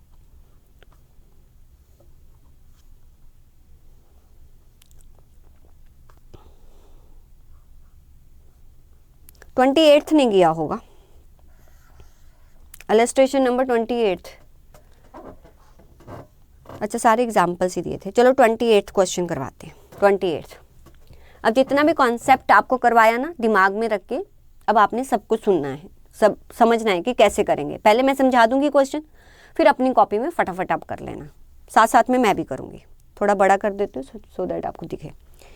कहते calculate the total earning and effective rate of earning per hour. Total earning affective rate. Affective rate का मतलब क्या होता है कि जितनी देर उसने काम किया है, ठीक है। जो यहाँ पर अफेक्टिव रेट का मतलब क्या होगा कि जो भी आपने, मान लो उसने 6 आवर्स काम किया लेकिन उसको 7 आवर्स का वेजेस दिया जा रहा है, तो जो भी टोटल वेजेस होगा, ठीक है, उसको जितनी देर वो काम करेगा उसके साथ डिवाइड कर दोगे तो उसका अफेक्टिव रेट बन जाएगा। 3 ऑपरेटर का निकालना है। 2 सिस्टम है, Rowan system, Halsey's system. From the following particular standard time fixed for producing 1 dozen articles is 50 hour. 1 dozen का मतलब 12 आर्टिकल प्रोड्यूस होते हैं कितने आवर्स में? 50 आवर्स में। द रेट ऑफ वेजेस कितना है? वो ₹1 पर आवर है। एक्चुअल टाइम जो टेकन है तीनों का, ठीक है, जो 3 ऑपरेटर हैं, ए ने एक्चुअल टाइम लिया 45 आवर्स, बी ने एक्चुअल टाइम लिया 40 आवर्स, सी ने एक्चुअल टाइम लिया 30 आवर्स। टाइम लगना कितना चाहिए था? 50 आवर्स। अगर 50 आवर्स बच्चे लगना चाहिए था, मुझे बताओ तीनों ने टाइम कितना सेव किया? अगर ए की बात करूं तो इसने 5 आवर्स सेव कर लिया। इसने कितना किया? इसने 10 आवर्स सेव किया और इसने 20 आवर्स सेव किया। आपको क्या बोल रहा है कि आपने क्या बताना है? Total earning. टोटल अर्निंग का मतलब बेसिक वेजेस प्लस बोनस, वो हो गया टोटल अर्निंग। अफेक्टिव रेट का मतलब क्या हो गया कि जो भी टोटल अर्निंग होगी, जितनी देर उन्होंने काम किया उससे डिवाइड कर देना, तो पता चल जाएगा कि 1 आवर के लिए उनको कितना पेमेंट किया गया, वो हो गया अफेक्टिव अर्निंग। आप रोवन सिस्टम और हॉल्सेस सिस्टम दोनों के अकॉर्डिंग निकालोगे। तो आपने ये क्वेश्चन कैसे करना है, आप एक साथ भी निकाल सकते हो, ठीक है। जहां आप करो पहले under Rowan system, under Halsey's system निकालो, A B C तीनों का वो लिख दो, ठीक है। फिर आप अंडर जो है वो रोवन सिस्टम निकाल दो। तो चलिए देखते हैं इसको कैसे प्रेजेंट करना है। आपको फॉर्मूला तो आता है, बस उसमें फिट करना है। टाइम देखो, आपको टाइम अलाउड भी दिया है, टाइम टेकन भी दिया है, आपको टाइम सेव भी दिया है और ये भी दिया हुआ है रेट कितना है, वो है ₹1 आवर। बस फॉर्मूला में फिट करो और आंसर आ जाएगा। खुद करना चाहते हो तो कर सकते हो, बट मैं कराती हूँ। इलस्ट्रेशन नंबर आ गया 28।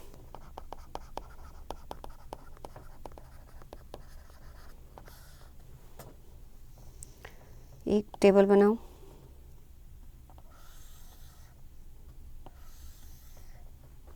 थोड़ा सा मैं स्मॉल कर लेती हूँ, फिर मैं इंक्रीज कर दूंगी, मुझे टेबल बनाने दो। पहले टेबल में सारा इन्फॉर्मेशन लिख देंगे ABC का, ठीक है। फिर इसमें हम बताएंगे कि अंडर हॉल्सेस सिस्टम कितना बनेगा उनका वेजेस। फिर हम यहाँ पर बता देंगे अंडर रोवन सिस्टम उनका कितना वेजेस बनेगा। अब मैं बड़ा कर देती हूँ। तो फर्स्ट ऑफ ऑल ABC, यहाँ पर लिखो पर्टिकुलर्स। टाइम अलाउड कितना है और साथ में आप बताएंगे, इसको हम TA के साथ जो है वो लिखेंगे। अलाउड है 50 आवर्स, वो तो सबके लिए सेम है, 50 आवर्स 50 आवर्स। टाइम टेकन कितना है, उसको T से कर दो। A लेता है 45 आवर्स, B लेता है 40 आवर्स और C लेता है 30 आवर्स। टाइम सेव कितना है, इसको TS से लिखना। ये सेव करता है 5 आवर्स, ये 10 आवर्स और ये 20 आवर्स। और आपका रेट पर आवर कितना है, जिसको R से हम डिनोट करेंगे। हर केस में ₹1 आपके केस में अलग अलग भी हो सकता है, तो हम उसके अकॉर्डिंग करेंगे, ठीक है। अब सबसे पहले अर्निंग्स अंडर, यहाँ पर लिखते हैं अर्निंग्स अंडर हॉल्से सिस्टम। हॉल्से सिस्टम क्या कहता है कि जितना भी आपका टाइम टेकन होगा इनटू आर कर देना, और 50% ऑफ व्हाट, जितना टाइम सेव होगा इनटू आर कर देना। यही फॉर्मूला होता है उसका, ठीक है। तो सबसे पहले अर्निंग्स लिखेंगे,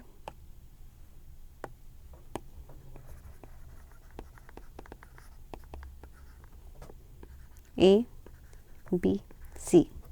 ए की अर्निंग कितनी है, टाइम टेकन कितना है उसका, 45 इंटू 1 प्लस 50%।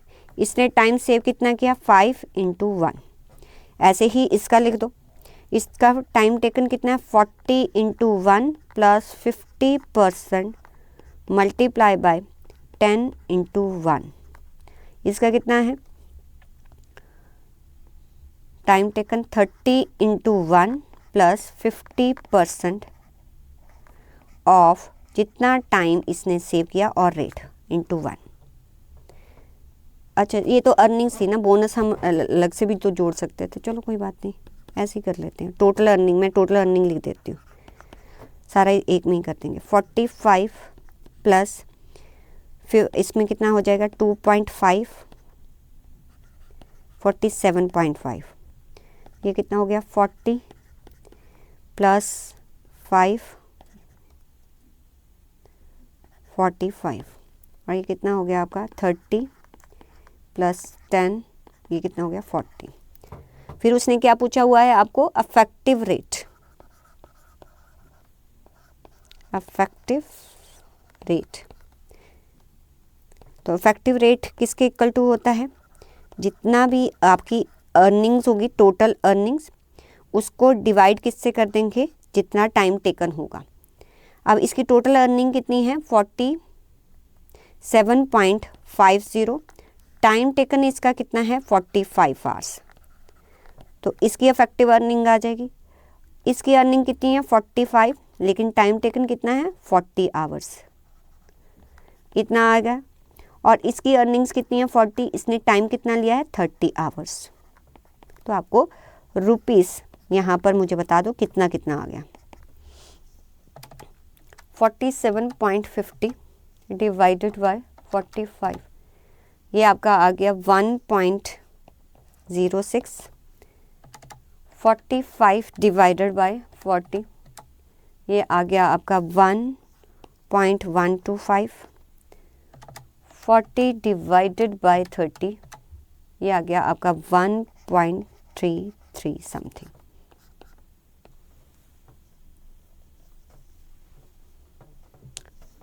राइट। ऐसे ही आप earnings under Rowan system calculate करोगे। कैसे कैलकुलेट करेंगे, जितना भी आपका टाइम टेकन होगा इनटू आर प्लस जो भी टाइम टेकन है divided by time allowed multiply by time saved into R. A B C. Total earnings, A की टोटल अर्निंग्स कितनी होगी, 45 इंटू 1 प्लस टाइम टेकन, इसने टाइम टेकन कितना है, 45 डिवाइडेड बाय 50 इंटू सेव कितना है, 5 1। ऐसे ही यहाँ पर 40 multiply by 1, time taken 40 divided by 50 multiply by 10 into 1। यहाँ पर 30 इंटू 1 प्लस और कितना है इसका टाइम, 30 डिवाइडेड बाय 50, 20 इंटू 1। ये हो गया 45 plus 5 multiply by 45 divided by 50, 4.5। ये आपका आ जाएगा 49.5 रुपीस। ओके, और ये 40 plus 10 multiply by 4 divided by 5। मुझे बता देना कुछ गलती ना हो, आपका भी इतना ही आ रहा है। ₹48, ये 30 plus 20 multiply by 3 divided by 5, 12 ₹42। क्या इतना आ रहा है सबका? बोलो, अफेक्टिव रेट निकाल सकते हो?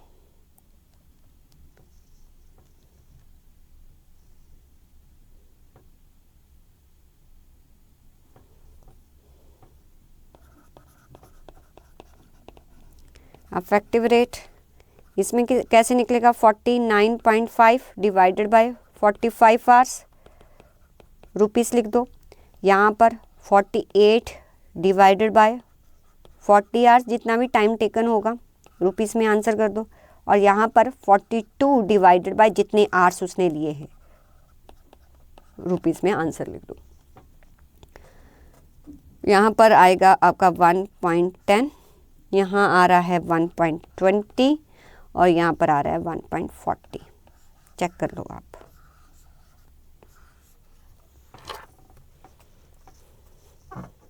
मतलब ये कोई ऐसा क्वेश्चन नहीं था कि जो समझ ना आए, इसमें था कुछ नहीं, सिर्फ जितने एक बार फॉर्मूला हमने किए हैं एक बार प्रैक्टिस। और मैं आपको बता दूं, जो आपको क्वेश्चन आते हैं ना, मोस्ट ऑफ एम्प्लॉय कॉस्ट के अगर क्वेश्चन आते हैं तो रोवन और हल से प्लान उसका फेवरेट वन है, इससे क्वेश्चन वो काफ़ी पूछता है। क्लियर? नेक्स्ट चले, हो गया होगा ये तो। इसमें तो सिर्फ फॉर्मूला में पुट करना था, कुछ ऐसा था नहीं। कोई और क्वेश्चन करते हैं। चलिए इलस्ट्रेशन नंबर 29 करते हैं। आपका क्वेश्चन 29 होगा। A workman takes 9 hours to complete a job on daily wages. Okay, 9 hours उसको लगते हैं जॉब कंप्लीट करने के लिए, and 6 hours on a scheme of payment by result. His hourly rate जो है वो 25 पैसा है, मीन्स 0.25 है। मटेरियल कॉस्ट जो होती है प्रोडक्ट की वो है ₹4। कोई प्रोडक्ट बनाते होंगे उस पर 4 रुपीज़ जो है वो मटेरियल कॉस्ट लगता है। एंड फैक्ट्री ओवरहेड जो रिकवर किए जाते हैं वो 150% ऑफ टोटल डायरेक्ट वेजेस। ये तो मटेरियल कॉस्ट दिया हुआ है, जो भी डायरेक्ट वेजेस वो हमें कैलकुलेट करना है। जितने भी फैक्ट्री ओवरहेड्स होंगे, जो भी आपका वेजेस निकलेगा, मान लो आपका वेजेस 10 रुपीज़ निकला, उसका 150% कर देना, मतलब कि 15 रुपीज़ आपका फैक्ट्री ओवरहेड्स होगा। इसका मतलब ये है, आपको कैलकुलेट करना है factory cost of A product under following method. आपको जो मेथड दिए हुए हैं उसके अकॉर्डिंग जो है वो फैक्ट्री कॉस्ट जो है वो कैलकुलेट करना। अब मुझे बताओ, हमने जब कॉस्ट शीट किया था तो फैक्ट्री कॉस्ट हम कैसे कैलकुलेट करते थे? जितना भी हमारा डायरेक्ट मटेरियल लगता था उसमें प्लस करते थे जो भी हमारी डायरेक्ट वेजेस हैं, ठीक है, और फिर उसमें प्लस कर देते थे हम अपने फैक्ट्री ओवरहेड। तो हमारे पास क्या आ जाता था? फैक्ट्री कॉस्ट आ जाता था। अब यहाँ पर हमें मटेरियल तो पता है 4 रुपीज़, वेजेस हम कैलकुलेट करेंगे और फैक्ट्री ओवरहेड्स उसका 150% कैलकुलेट करेंगे, तो हमारे पास फैक्ट्री कॉस्ट निकल के आ जाएगी। But the thing is that उसने कहा कि तीनों मेथड से बताना है, टाइम रेट सिस्टम से, हॉलसे से और रोवन से, ठीक है।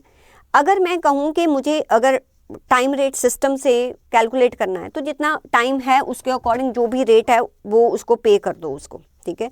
तो वो ये एक बार क्वेश्चन कर लेते हैं। तो अब आपको क्या करना है, टाइम रेट, हॉलसे एंड रोवन, 3 रो बना लो, ठीक है। और जो material calculation of direct wages cost है उसको हम अलग से एक वर्किंग नोट में बना लेते हैं। तो वही मेन पार्ट है, बाकी तो सब कुछ गिवन है। तो आपका मेन पार्ट क्या है कि आपको इन तीनों मेथड्स में आपने अपना वेजेस कैलकुलेट कैसे करना है। आइए करते हैं हम हमारा इलस्ट्रेशन नंबर कौन सा है, 29।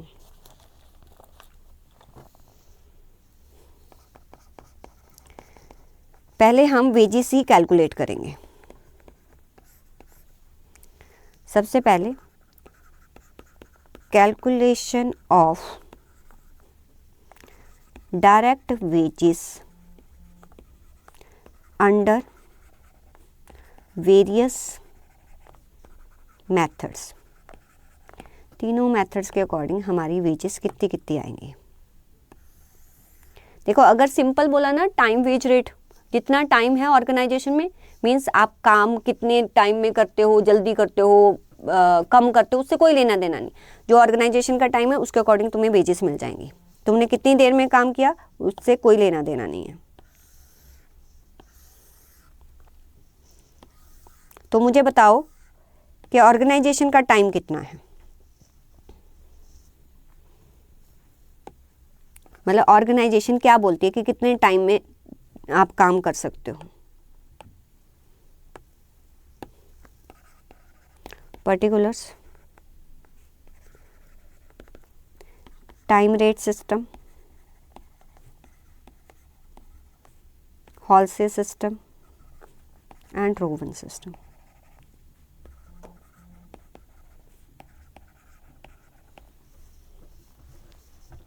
क्वेश्चन देखो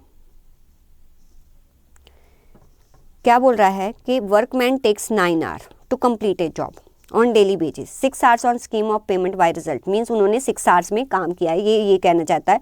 अदरवाइज ऑर्गेनाइजेशन उनको काम कंप्लीट करने के लिए कितना देती है, 9 आवर्स। अगर तो आपको 9 आवर्स दिए जाते हैं, आप कम टाइम में काम कर लेते हो तो आपको जो है, अगर कोई मेथड वहाँ पर लगा होगा, ठीक है, तो आपको बोनस मिलेगा। अदरवाइज 9 आवर्स की पेमेंट लो और जाओ। आपने कम में किया, ज़्यादा में किया, कोई लेना देना नहीं। 9 आवर्स आप एफिशिएंट हो, इनएफिशिएंट, उससे कोई लेना देना है। 9 आवर्स के अकॉर्डिंग तुम्हें पेमेंट मिलेगी और तुम्हारी वेजेस सेट है। तो अर्निंग्स अगर तीनों मेथड्स में मैं देखूं तो यहाँ पर जितना टाइम है इनटू आर, यहाँ पर जो है जो भी तुम्हारा टाइम, यहाँ पर टाइम अलाउड लिखो, यहाँ पर जितना टाइम टेकन है into R plus 50% of time saved into R, यहाँ पर जितना टाइम टेकन है इनटू आर, जो टाइम टेकन है divided by time allowed into time save into are.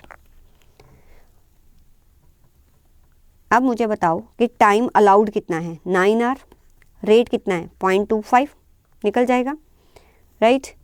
और मैं पहले सारी लिख दूँ, फिर यहाँ पर कंफ्यूजन हो जाएगी ना। यहाँ पर time allowed 9 hours, 9 hours, 9 hours.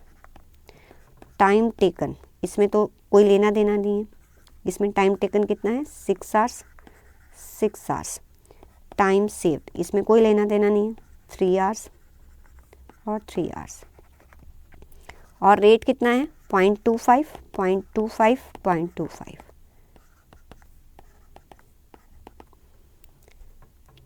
Then इनकी टोटल अर्निंग्स कैसे बनेगी, इसके बनेगा 9 इंटू 0.25, इसमें टाइम टेकन कितना है 6 into 0.25 plus 50% of time saved कितना है 3.25।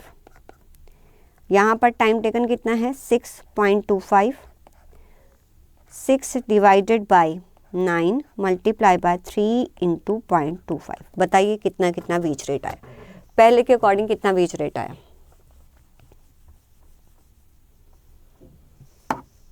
फर्स्ट के अकॉर्डिंग कितना वेज रेट आया,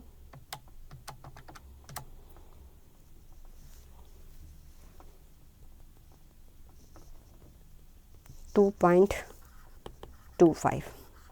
ओके, ये वाला निकाला आपने, 6 इंटू 0.25 1.5, 3 इंटू 0.25 मल्टीप्लाई बाय 50% 0.25, ये आ जाएगा 1.5, दिस इज 1.75। इसमें आएगा 6 इंटू, एक बार प्लीज़ चेक कर लेना आप, ये तो इतना ही आएगा। इसमें होगा 3 इंटू 0.25 इंटू 6 डिवाइडेड बाय 9.5, तो सीधा 2 रुपीस आ जाएगा।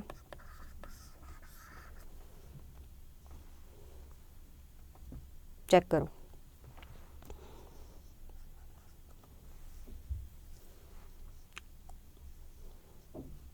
Right.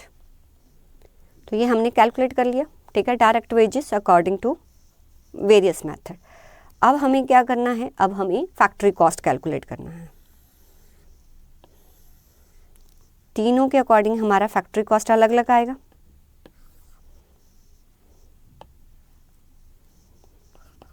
Calculation of factory cost particulars, यहाँ टाइम रेट सिस्टम हो, हॉलसे के अकॉर्डिंग एंड रोवन के अकॉर्डिंग।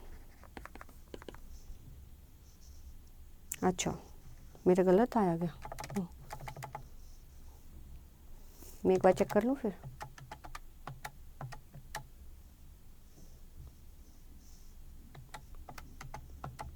हाँ ठीक है, थैंक यू। 0.375।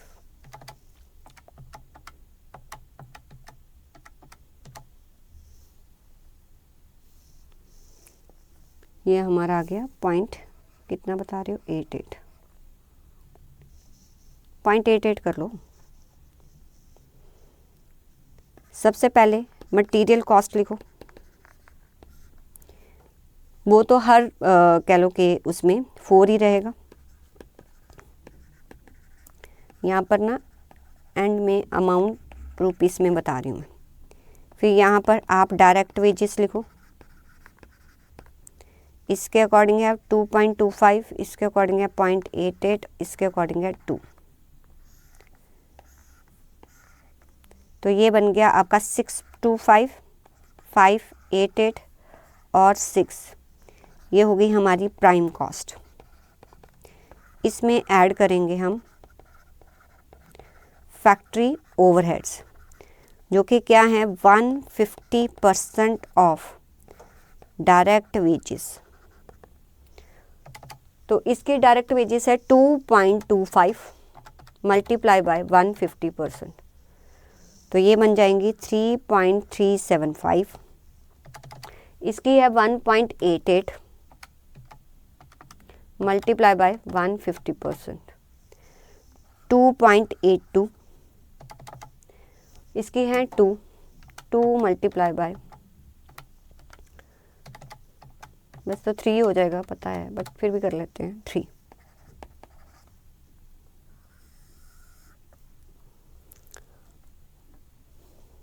ये कितना आ जाएगा आपका 6.25 प्लस 3.375, 9.625, 5.88 प्लस 2.82, 8.70, और ये आ जाएगा 9। दिस इज व्हाट, ये हो गया आपका फैक्ट्री कॉस्ट।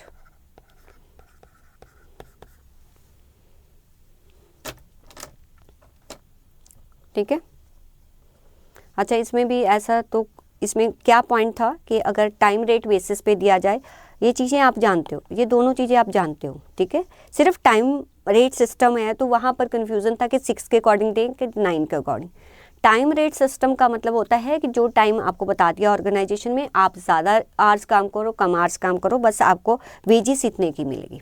तो ये एक पॉइंट था, अदरवाइज और कुछ नहीं था इस क्वेश्चन में। जिसमें जो पॉइंट होता है उसको थोड़ा स्टार कर लिया करो, क्योंकि जब रिवाइज करोगे ना तो उस पॉइंट को थोड़ा सा ध्यान देना है। बाकी फॉर्मूला ही था इसमें भी। Next question,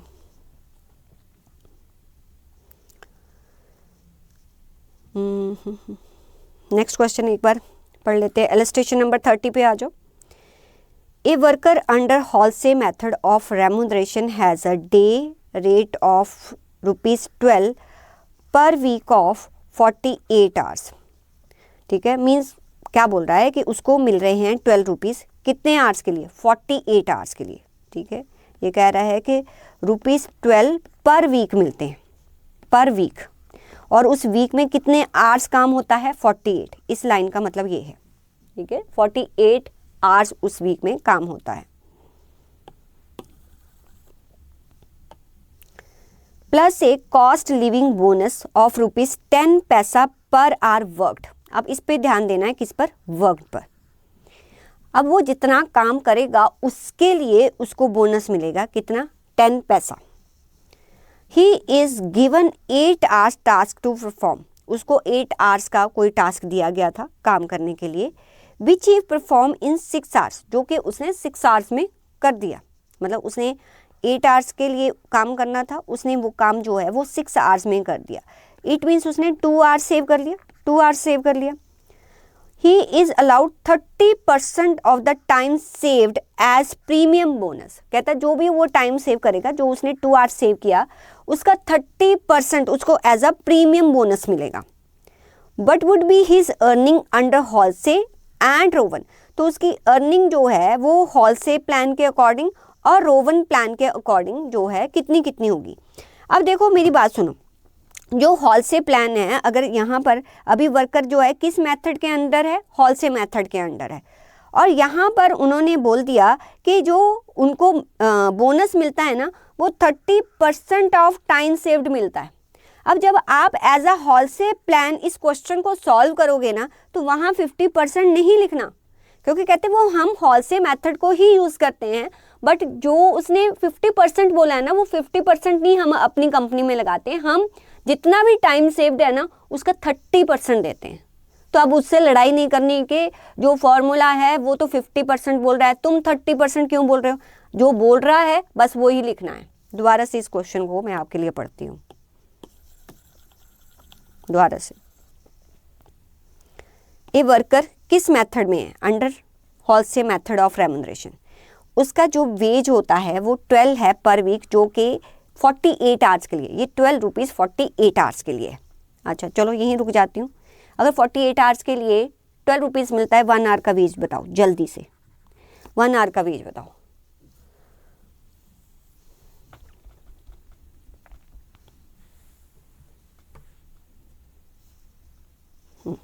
.25। चलो रेट हमें पता चल गया 0.25 है। प्लस मिलता है कॉस्ट लिविंग बोनस। देखो जो भी उसको मिलता है cost living bonus, that is a different, ठीक है। उसको मिलता है 10 पैसा पर आवर वर्क। अब वो जितने आवर वर्क करेगा ना उसका 10% उसको अलग से दे देना उसके बोनस से ऊपर।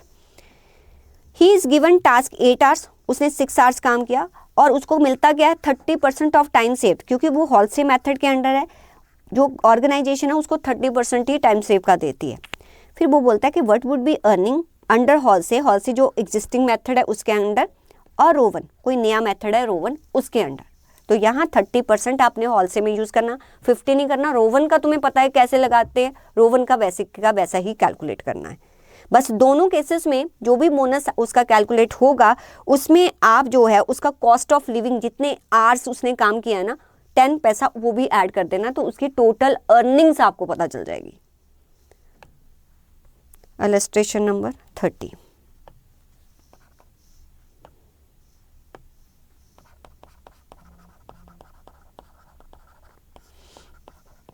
पहले सब कुछ लिख देते हैं कि कितना टाइम सेव हुआ, कितना टाइम उसको अलाउड था, ठीक है, और रेट क्या है पर आवर। टाइम अलाउड है 8 आवर्स, टाइम टेकन है 6 आवर्स, टाइम सेव्ड है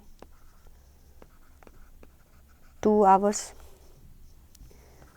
रेट पर आवर कितना है?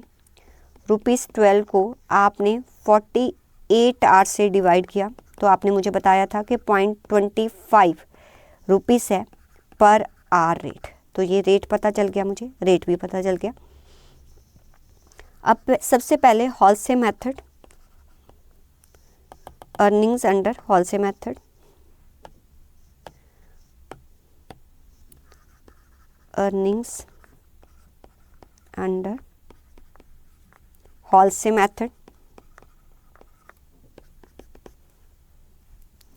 तो कैसे निकालते हैं? जितना भी टाइम टेकन होगा इनटू आर प्लस 30% उसने बोल दिया वो आपने निकालना है, जो भी टाइम सेव होगा इनटू आर। जो उसकी अर्निंग्स है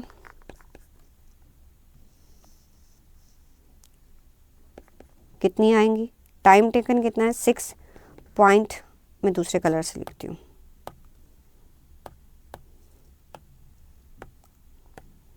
6 इंटू 0.25 प्लस 30% ऑफ जितना टाइम सेव किया है 2 into 0.25।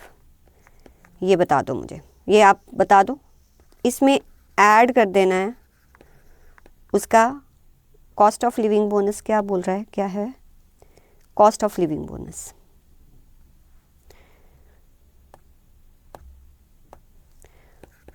Cost of living bonus वो कितना है? जितने आवर्स उसने वर्क किए उसका 0.10, वो ये कितना आ गया ये बता दो बस, अर्निंग्स उसकी।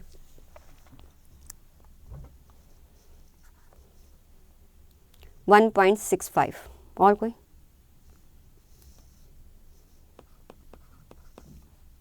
ठीक है, इतना ही आ रहा है। अच्छा, कॉस्ट ऑफ लिविंग 0.60 आ जाएगा, राइट। 1.65 प्लस 0.60 तो 2.25 उसका ग्रॉस अर्निंग्स आ जाएगा। तो ₹2.25 दैट इज उसका ग्रॉस अर्निंग्स। ये किसके अंडर है? Under Halsey method.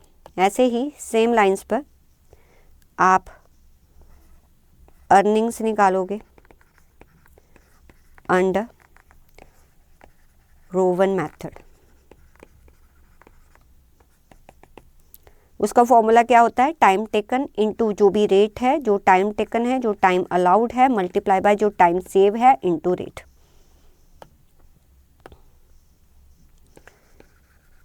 कितनी अर्निंग्स बनी इस मेथड के according? Time taken 6.25 plus 6 divided by 8 into 2 into 0.25, ये मुझे बता देना। फिर हम उसमें ऐड करेंगे bonus of cost of living. Cost of living bonus लिखते हैं ना, ऐसे अलग अलग नहीं लिखते।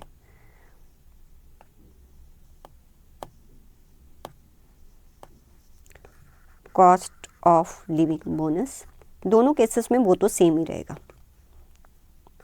वो है आपका 6 इंटू 0.10, 0.60। ये वाला बता दो 1.875, 1.875, 1.875। ठीक है, तो ग्रॉस अर्निंग्स हमारी कितनी होगी?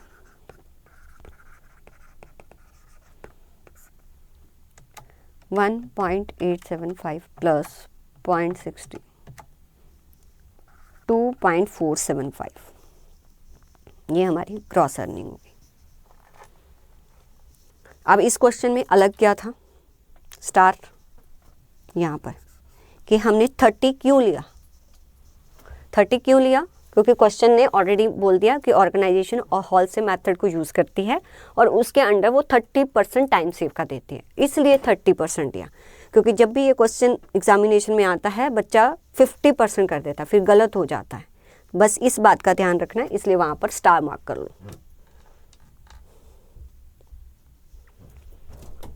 क्लियर?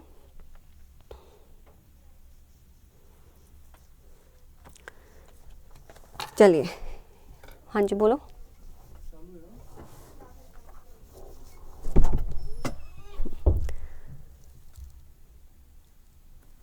चलो एक और क्वेश्चन करें फिर इस पर बेस्ड, एक और क्वेश्चन देख लेते हैं। वो क्वेश्चन जो है वो मैं थोड़ा होमवर्क दूंगी, वो करके आना है आपने, फिर उसको क्लास में डिस्कस करेंगे। पूरा समझा देती हूँ, उसको थोड़ा सा आपने करना है, खुद करना है, फिर उसको क्लास में डिस्कस करेंगे। आइए नेक्स्ट 31 पर आ जाओ। टाइम रेट मैंने आपको बता दिया, टाइम रेट का मतलब क्या होता है, हॉल से आपको बता दिया, रोवन आपको बता दिया, ठीक है।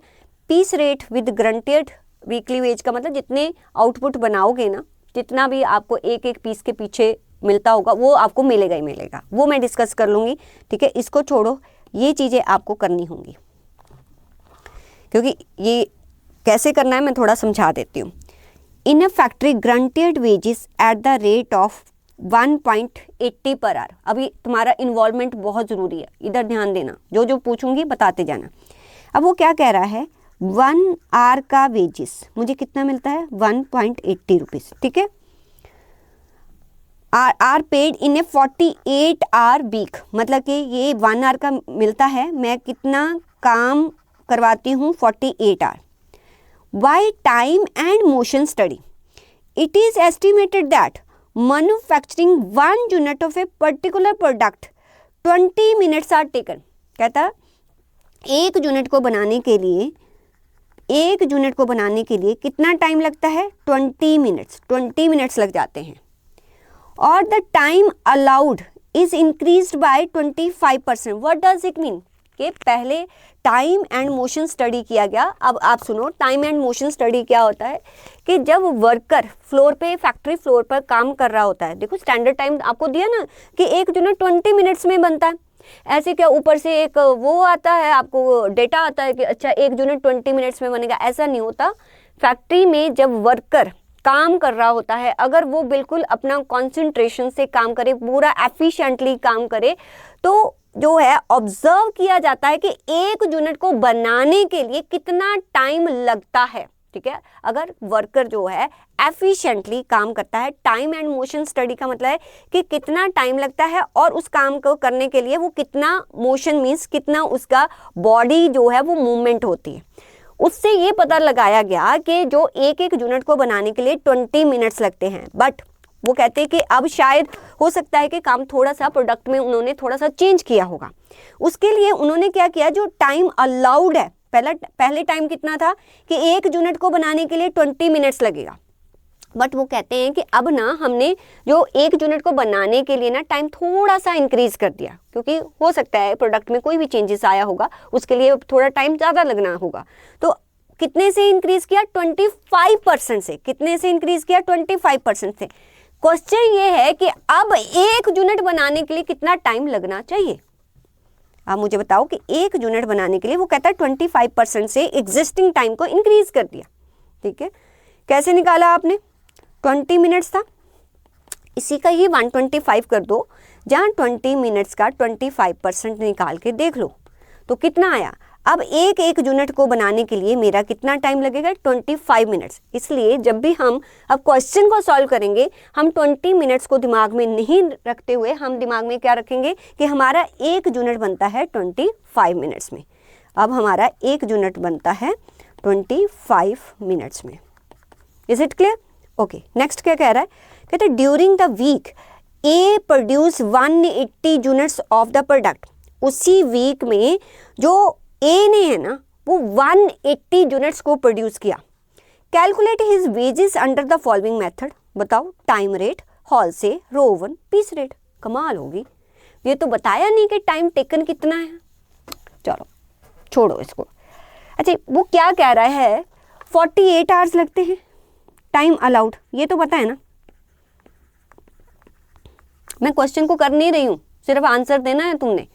सुनो, उसने कहा कि 48 आवर्स आपको टाइम अलाउ किया गया है. ठीक है, फिर आपने कहा कि एक यूनिट बनाने के लिए कितना लगता है?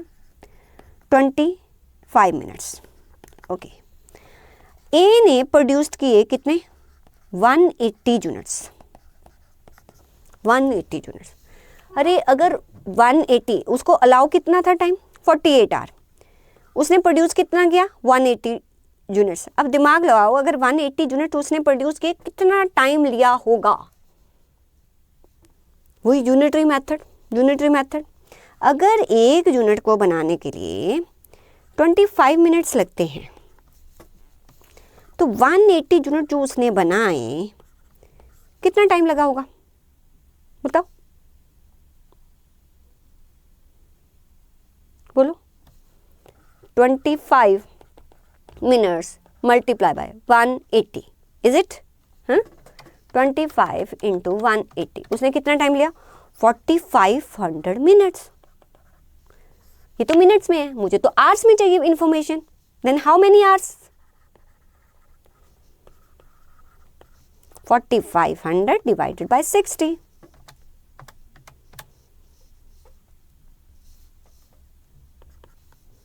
75. अब सुनो, टाइम कितना है हमारे पूरे वीक में? टाइम कितना है? 48. ये अलाउड नहीं है, दिस इज नॉट. पूरे वीक में 1 वीक काम करना है, कितना काम करना है 48 आवर्स। अब ए ने 48 आवर्स ही काम किया, ठीक है, उसने यूनिट्स कितने बनाए 180। अब ध्यान से सुनो, अब ये जो टाइम है ना, दिस इज टाइम टेकन, ये टाइम टेकन है। जो उसने प्रोड्यूस किया उस एक वीक में कितना प्रोड्यूस किया 180, वो 180 ही प्रोड्यूस करना था, तो टाइम लगना कितना चाहिए था 75 आवर। टाइम लगना कितना चाहिए था 75 आवर, लेकिन आपने उसको टाइम दिया कितना 48 आवर्स, तो मीन्स टाइम सेव्ड कितना है, ये यहां से निकलेगा। इस क्वेश्चन पे आती हूँ दोबारा से। एक फैक्ट्री जो है वो कितने 48 आवर ए वीक काम करती है, कहता है ड्यूरिंग ए वीक, उसी वीक में ए ने 180 यूनिट्स प्रोड्यूस कर दिए, तो इट मीन्स उसने काम तो 48 आवर ही किया होगा। अगर 48 आवर काम किया तो जो उसने प्रोड्यूस किया फिर उसको कितना टाइम लगना चाहिए था, उसको कितना टाइम लगना चाहिए था, उसको लगने चाहिए थे 75, तो उसने कितना टाइम सेव कर लिया वो यहाँ से निकल जाएगा, वो यहाँ से हम कैलकुलेट कर लेंगे। कोई और भी दिया हुआ है? नहीं, कुछ और नहीं दिया। अब आप मुझे बताओ, अगर इस क्वेश्चन को सॉल्व करना हो तो टाइम अलाउड है तुम्हारा 75 आवर्स, टाइम टेकन है तुम्हारा 48 आवर्स, और टाइम सेव्ड कितना आ जाएगा 75 माइनस 40 48 27 आवर्स। क्या हॉल से और रोवन के अकॉर्डिंग आप जो है वो निकाल सकते हो वेजेस कितनी होंगी, बट मुझे क्या उन्होंने पर रेट दिया है, पर आवर कितना रेट होगा, हाँ वो दिया है, पर आवर कितना रेट है, तो मीन्स ये वाले 2 मेथड लग जाएंगे, आपका हॉल से भी लग जाएगा, आपका रोवन भी लग जाएगा, ठीक है। अब आपको यहाँ पर आएगा कि टाइम रेट कितना होगा और पीस रेट, ये जो है ये 2 अलग से निकालने पड़ेंगे। ऐसे करते हैं, पहले सी और डी निकाल लेते हैं, पहले सी और डी निकाल लेते हैं, फिर हम ए और बी की तरफ जाएंगे, ठीक है। आइए पहले सी और डी निकाल लेते हैं। ए और बी के लिए थोड़ा थोड़ा स्पेस छोड़ देना। क्वेश्चन नंबर कौन सा है ये हमारा 31। क्वेश्चन नंबर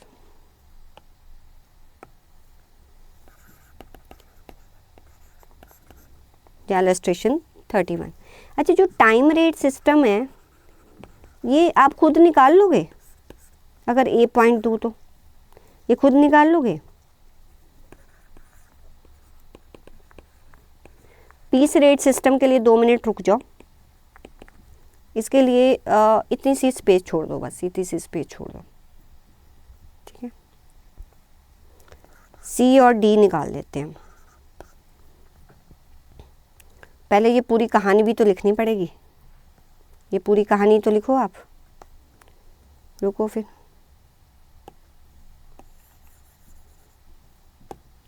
चलो पहले पूरी कहानी लिखते हैं।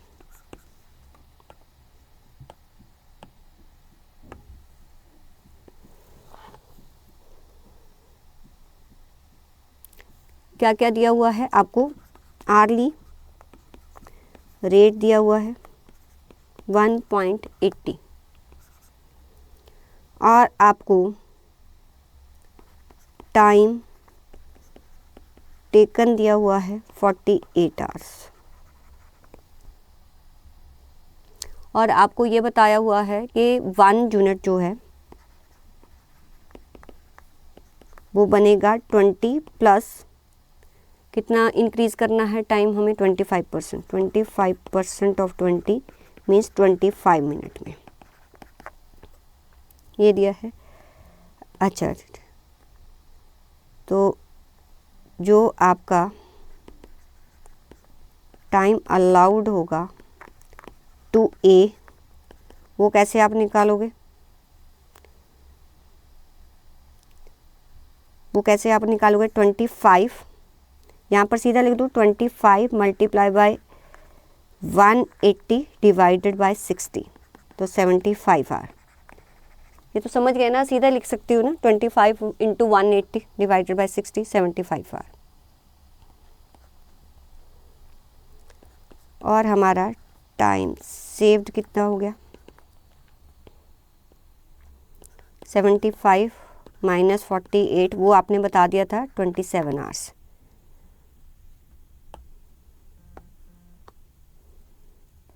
ए, टाइम रेट।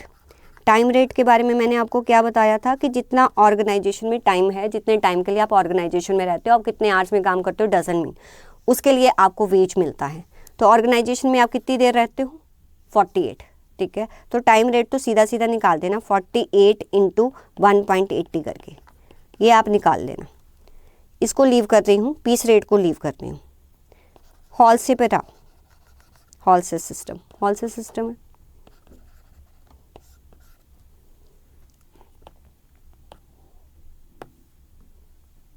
इसके लिए टोटल अर्निंग्स कैसे निकलेंगे हमारे?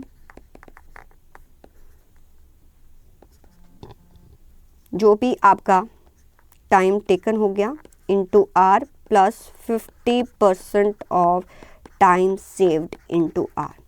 टाइम टेकन 48 इंटू रेट कितना था? 1.80, 1.80 50% ऑफ टाइम सेव्ड 27 इंटू 180, ये मुझे बता देना कितना आ गया। ऐसे ही रोवन सिस्टम में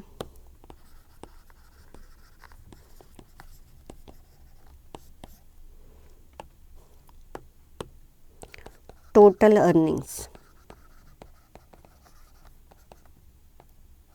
time taken into R plus time taken divided by time allowed multiply by time saved into R. 48 into 1.80 plus 75, 27, 1.80। अच्छा, निकाल भी लिया, वेरी गुड। मैं देखूँ ठीक है कि नहीं है आपका। 110.70, ठीक है।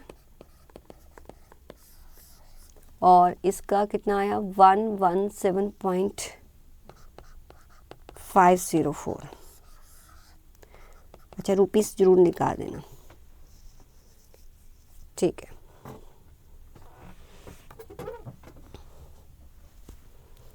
अच्छा, ये तो हो गया। पीस रेट समझा दूँ? बोलो। है वैसे 3 बज गए। पीस रेट समझाऊँ कि नेक्स्ट क्लास में समझाऊँ? क्योंकि ज़्यादा ना हो जाए फिर मतलब माइंड में। नेक्स्ट क्लास में, हाँ मुझे भी लगता है, क्योंकि थोड़ा सा यहाँ पर फिर वो कंफ्यूज हो जाओगे, इसलिए इसको छोड़ दिया। ये नेक्स्ट क्लास में करेंगे।